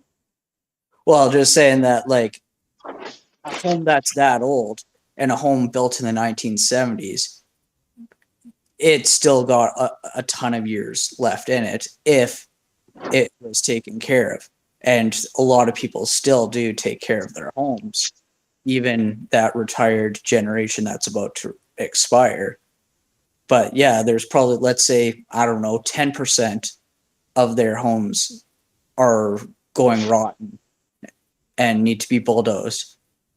That 10% isn't going to create a demand for new homes to be built compared to old homes that up and coming generations are going to be available to buy.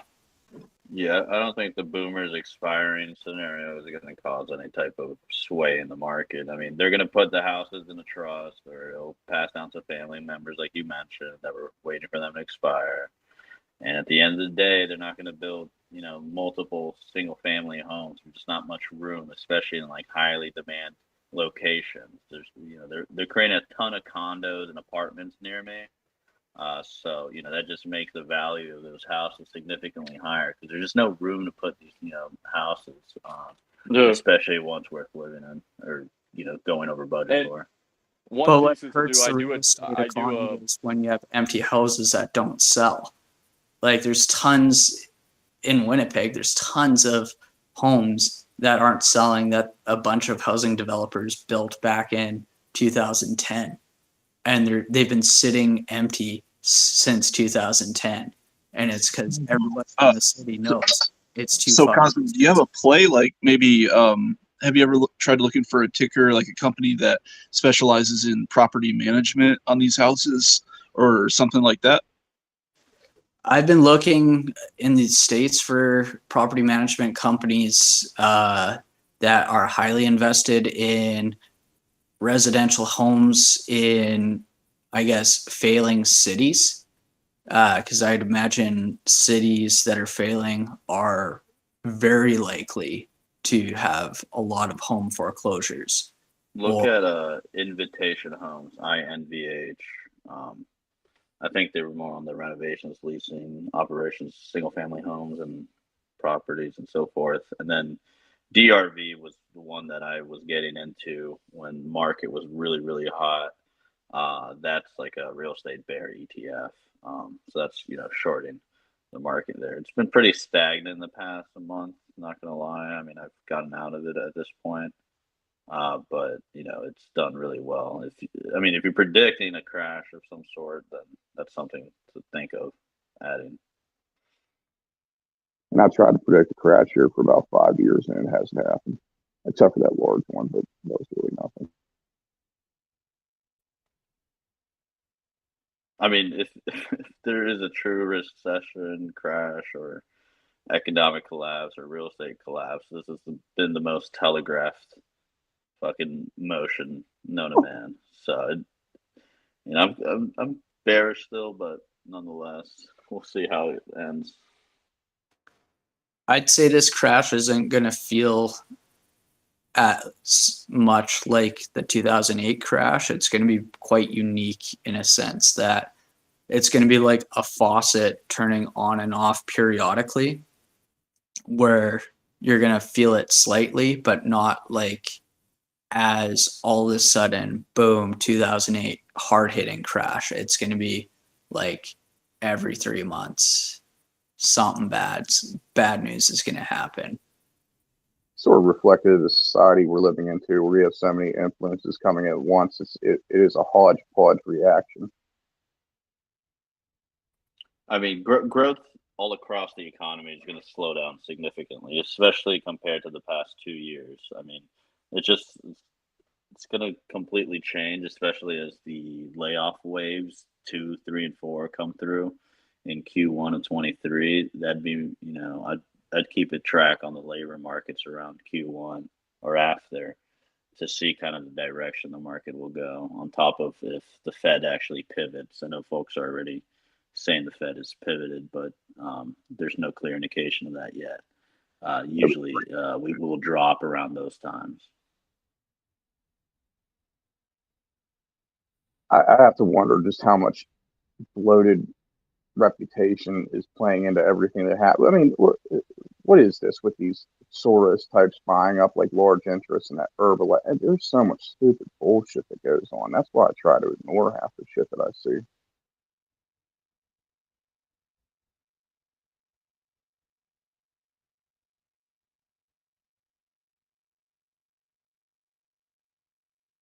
Later, taters.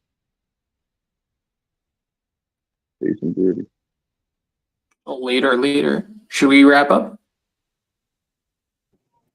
Yeah, I think we're good here. May as well. Got to get ready for the gangbang. Yeah. And wait, when is the game? Wait, is that actually happening? Yeah, gangbang, 2 p.m. Eastern time. Yeah, another gangbang. Oh, there's still enough time to have a gangbang before the gangbang then. Who was in the see you all Monday. opinion? What was the gangbang? Were you in it last time? Yeah. I plead the fifth. Trying to see if I should join it or not. Opinion was wearing a Harry Potter mask. And with that, we're out. Thanks a lot for joining in. Thanks, Opinion. Bye.